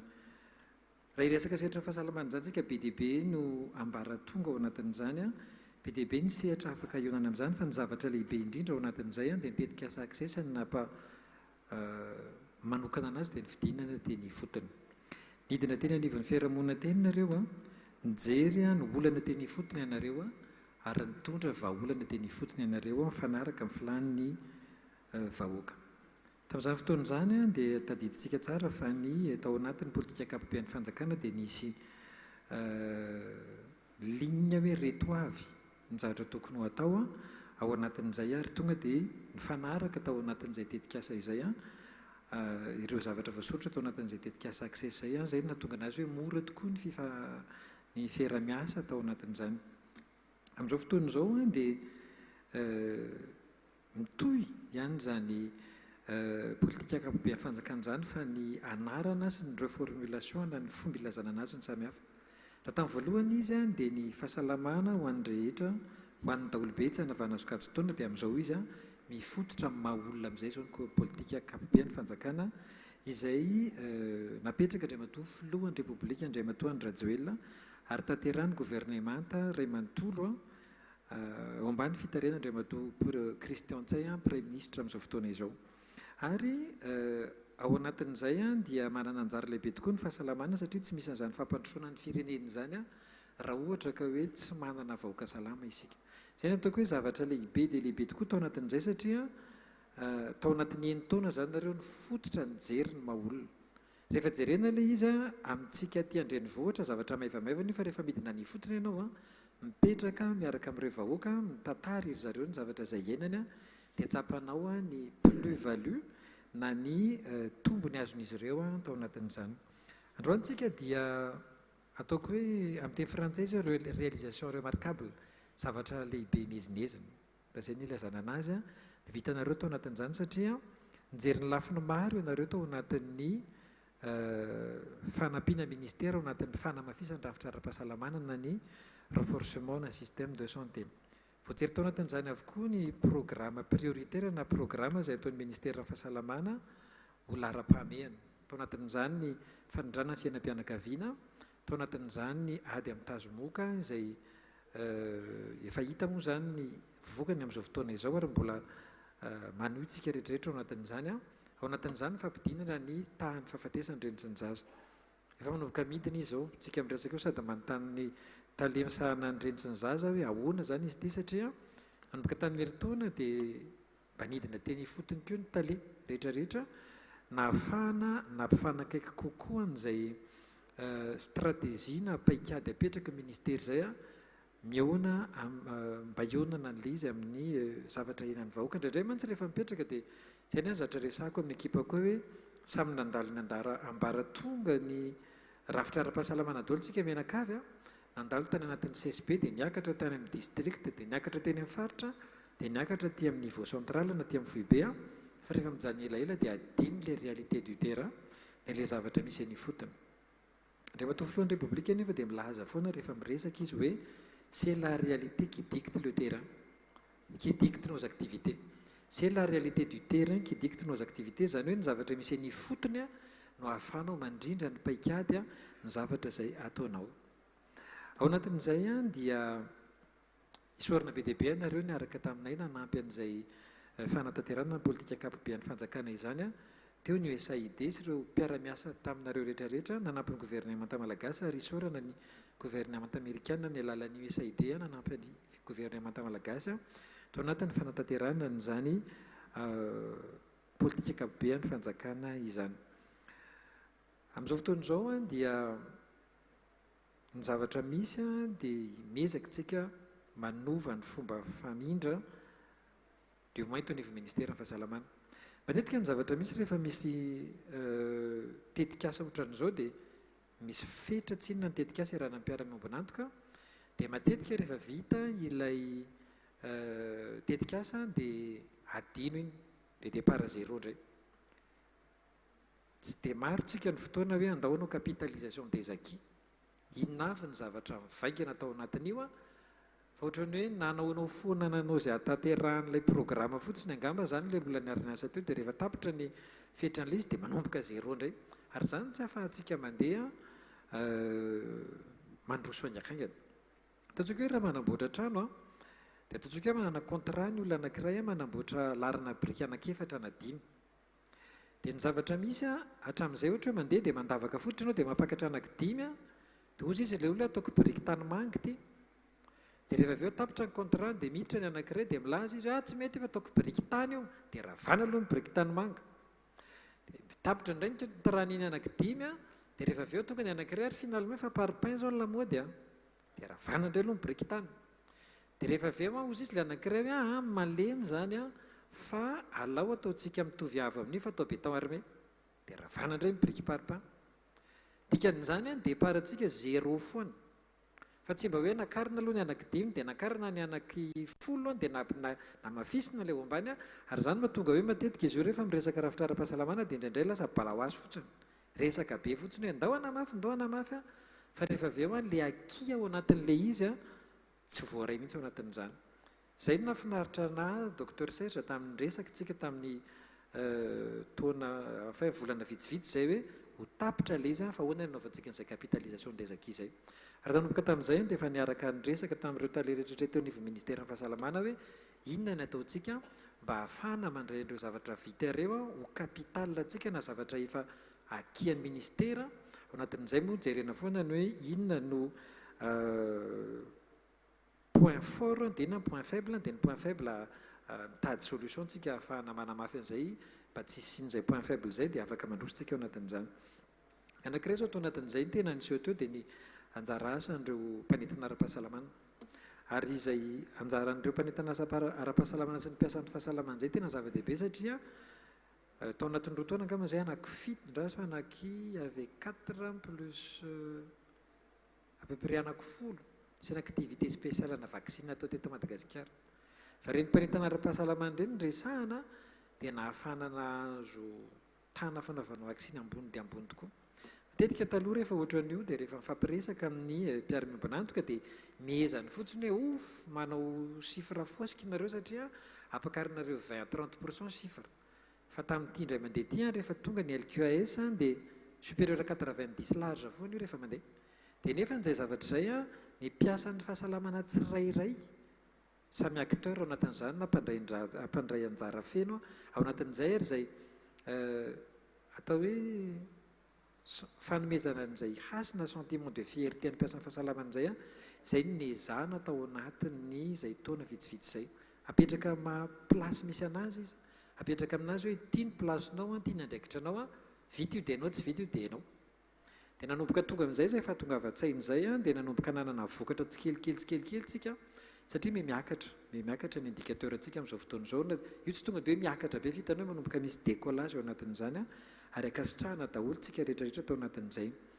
ao anatin'izay a dia isorana ny MSH satria izy no miaraka tamintsika tao anatin'izay tetikasa izay a na ahafahana nandeha nazona an'izay vokatra rehetrarehetra izay eo amin'izay ary tsika izao hoe ahoana ny fomba anaovana an'izay capitalisation zany na phrase vitsivitsy fotsiny zavatra atao anatin'izay raha ohatra tsika nijery hoe ministère fahasalamam-bahoaka dia anatin'izay tadifa misy hoe vahoaka dia ny anankiray izay réorientation natao teo anivy ministère dia nataontsika samidiny ny fotony ary nanomboka tamin'ny efa farafarany tony izy nefa resana ny directeur teto anivy ministère hoe ataontsika hidina nanao mission daholo midina ny fotony a dia rectifiena manaraka an'izay daholo stratégie ministère ahafahantsika mamalia fotony an'izay zavatra izay ary ataoko isany anankiray nanome sosokevitra anay ny zavatra nataon'ny access tao anatin'izay hoe ireto moa zany mpiara-monimbanantoka maninona midina ny fotsiny fa maninona izay atao anatin'ny ministère tsy midina ny fotony dia namboarina daholo mihitsy tao anatin'izany satria ohatra anankiray a tamin'ny heritaona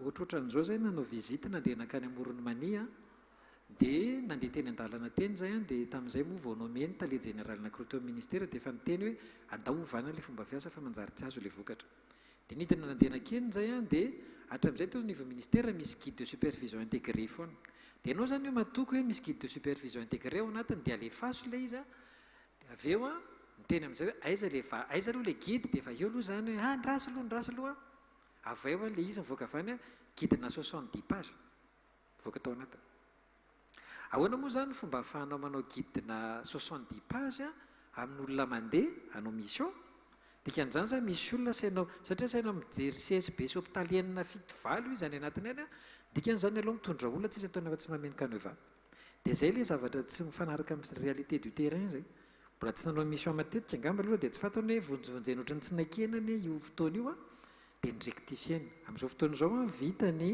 guide de supervision intégré ministère dia lasantsika mandroso a zay point essentiel ahafahanao mijery activité mihitsy sa tsy mety a no andanana ao anatin'izany a ahafahana manitsy ny stratégie satria raha ohatra ka ambony latabatra ianao manao stratégie fa tsy mifanaraka amin'ny fotony a dia lany indray ilay volam-panjakana sy ilay volam-piara-miombonantoka rehefa efa tsisy raha ravanina mihitsy eto amintsika naray ary a dia zay no ataoko hoe zava-dehibe zay ary mandray lesona tsika rehetrarehetra tokony handray lesona daholo hoe inona ny zavatra mety inona ny zavatra tsy mety tsy hoe nataon'ny sasany a ka mety dia za tsy hanao an'izay fa ny olona scientifique dia mijery anaty publication scientifique hoe inona ny zavatra nandeha tamin'ny firenena hafa dia jereny hoe mety ve zany raha ohatra ka atao maketo amin'ny fireneko a dia andramany aloha dia rehefa mety a dia alefa toizana dia ohatran'izay mihitsy hoe tsy hoe nataona mpiara-mombonantoka akory dia tsy mety fa ny vokatra ny raisitsika vokatra ny jerentsika rehefa mety ny vokatra dia raisina rehefa ohatra ka marisarisa ny vokatra dia jerena hoe par rapport an'ilay tanjona tiatsika andanana inona mahatonga ny tetika azy ty tsy tanteraka tsara dia jerena ny fay a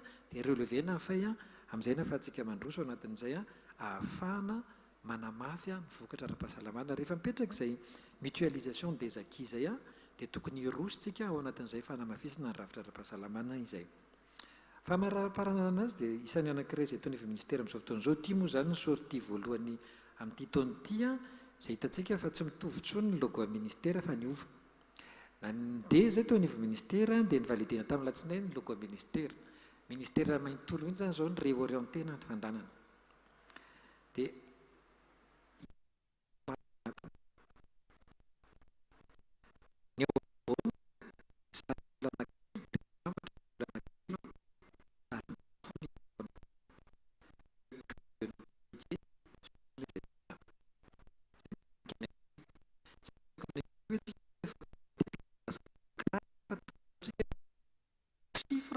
olombelona na i olona marary a na i olona maty dikan'izay miverina amin'ilay mampiasan'ny fahasalamana ny pasan'ny fahasalamana tsika hoe le cœur de notre métier ny ivon'ny asantsika dia le olombelona.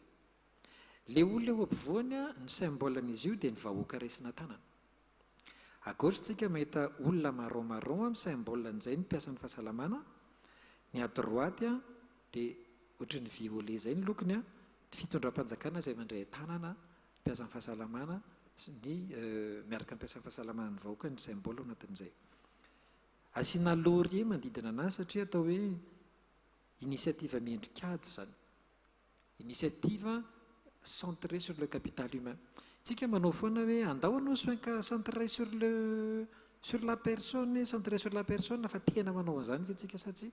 Zany hoe manomboko zao zany ataony avy ministera dia miainga ny fotony any anaty vahoaka. Inona ny marary amin'ilay olona? Inona ny zavatra tsy ampy ao anatiny? Inona ny zavatra tokony ho ahitsy ao anatiny fa tsy eny ambony latabatra intsony manoratsoratra, fa matoa manoratsoratra ambony latabatra dia ny dikany efa misy zavatra hita zany tany anatin'ny terrain anatin'izay. Raha tsy manao an'izany tsika tsy afaka ndroso mihitsy fa lany eto foana vola. Exemple anankiray ny teneniko anao anatin'izay. Rehefa nisana teto anivy ministera ny fahasalamana ampapireotrena zay ny vola lany tamin'ny paludisme hatramina zona vola voalohany nisy ny fanampiana amin'ny ady an-tazomoka 350 millions de dollars teo ny valeur. Ore olona 350 millions de dollars. Fa jerenao mbola mahita contre mbola mihoatra ny 2 millions foana ianao, dikan'izany misy zavatra miklosy any, misy zavatra tsy mety any, misy zavatra tokony ahitsy any anatiny any dia andaotsika hijery ao anatin'izay. Manodidina an'izy io rond io dia jery efa misy saina Madagasikara. Rehefa ohatra izy ka rehefa green dia hita mihitsy hoe sainam-pirenena, fa ilay izy mantsy raha fond dia tsy hita ao anatin'izany satria eto Madagasikara daholo tsika rehetrarehetra rafim-panjakana ministera rary ny rasiana an'izay. Ataoko hoe efa mandeha moa zany ilay izy fa tsy hoe zao voatomboka dia misaliny ao anatin'izay tsika. Hitena aminareo hevitra exemple anankiray zao anatin'izay hoe inona ny zavatra misy rehefa manaraka tsika ohatra ny exemple ataon'ny mpiara-miombanantoka hoe andao rektifena stratégie tsika amin'ny fanarahana an'izay hoe andao hidiny ny fotony. Hatramin'izay Madagasikara manana kana paludisme be indrindra eraka izao tontolo izao. Tena 80-90% anakana peste dia eto Madagasikara daholo.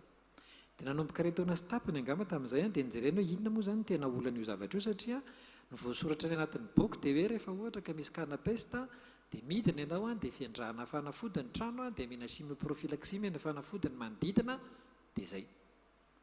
Dia tadidiko nisy fotoana tamina toerana anankiray nisy peste anankiray izay tao anatin'ny ray volana angamba efa 5 ka ao anatin'ilay peste anankiray. Dia nanontaniana ilay ekipa nareo ve manao ny asanareo? Eny tompo. Inona zany ny ataonareo? Nidina tany zay tompo. Dia inona ny ataonareo tany? Andana nanidina izay dia nanao sensibilisation fanetana an'izay dia namena fanafody daholo ho fiarovana ilay olona rehetrarehetra. Dia rehefa avy eo na fiandrana fanafody ny trano. 5 zany izy nakany tsisy miova. Dia hoe mantsy anazy hoe andana fa makany dia mba laivo sary ilay manodidina fa matoa zany misy dia misy voalavo zany ao. Dia matoa ny voalavo miakatra tanàna dia aora.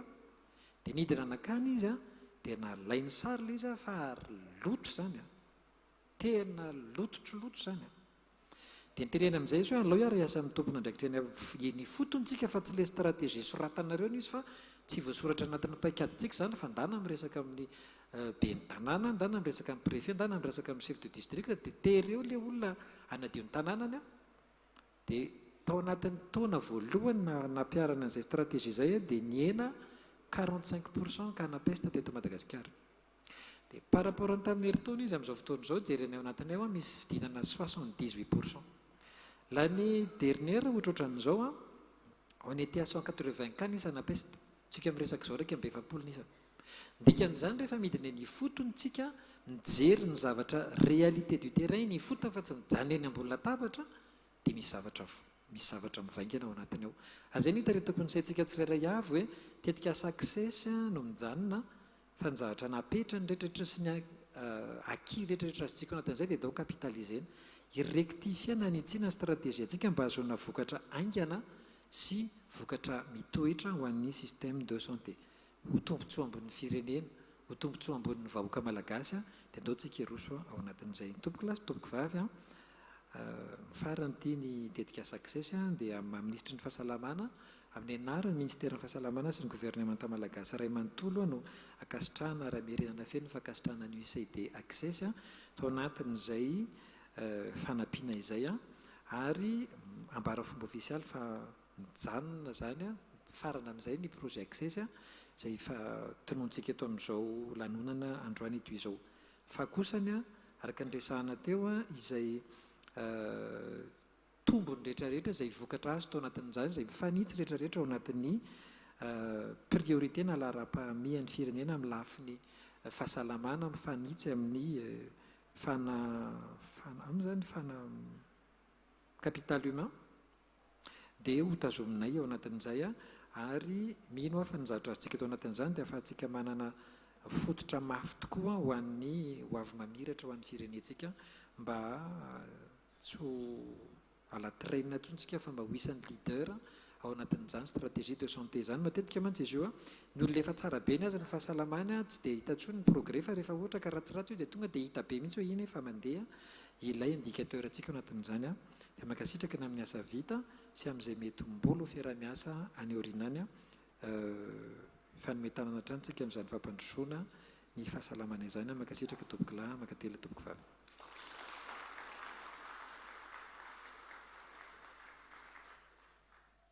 Ya, ankasitrahantsika Andriamatoa Minisitry ny fahasalamam-bahoaka tamin'izany afatra mafonja dia mafonja netiny amintsika teto izany. Amaranana izao lanonana izao dia hiara-hiala etaeta isika eo amin'ny toerana manokana izay natokana ho amin'izany ery afara koa toy izao ny fandaminana amin'izany. Andriamatoa Minisitra sy ny mpiaradia aminy ary ny USAID no hotarian'ireo hôtesse eny andeha voalohany ary rehefa vita izay dia izay vao manaraka isika rehetra ary makasitraka antsika amin'ny fanarahana ny fandaminana. Misaotra tompoko. Ity le QR code angalantsika an'ilay sary notenenina teo afaka téléchargentsika angalantsika ny sarintsika na le tao ivelany na le teto amin'ity toerana ity. Izy ty afara ty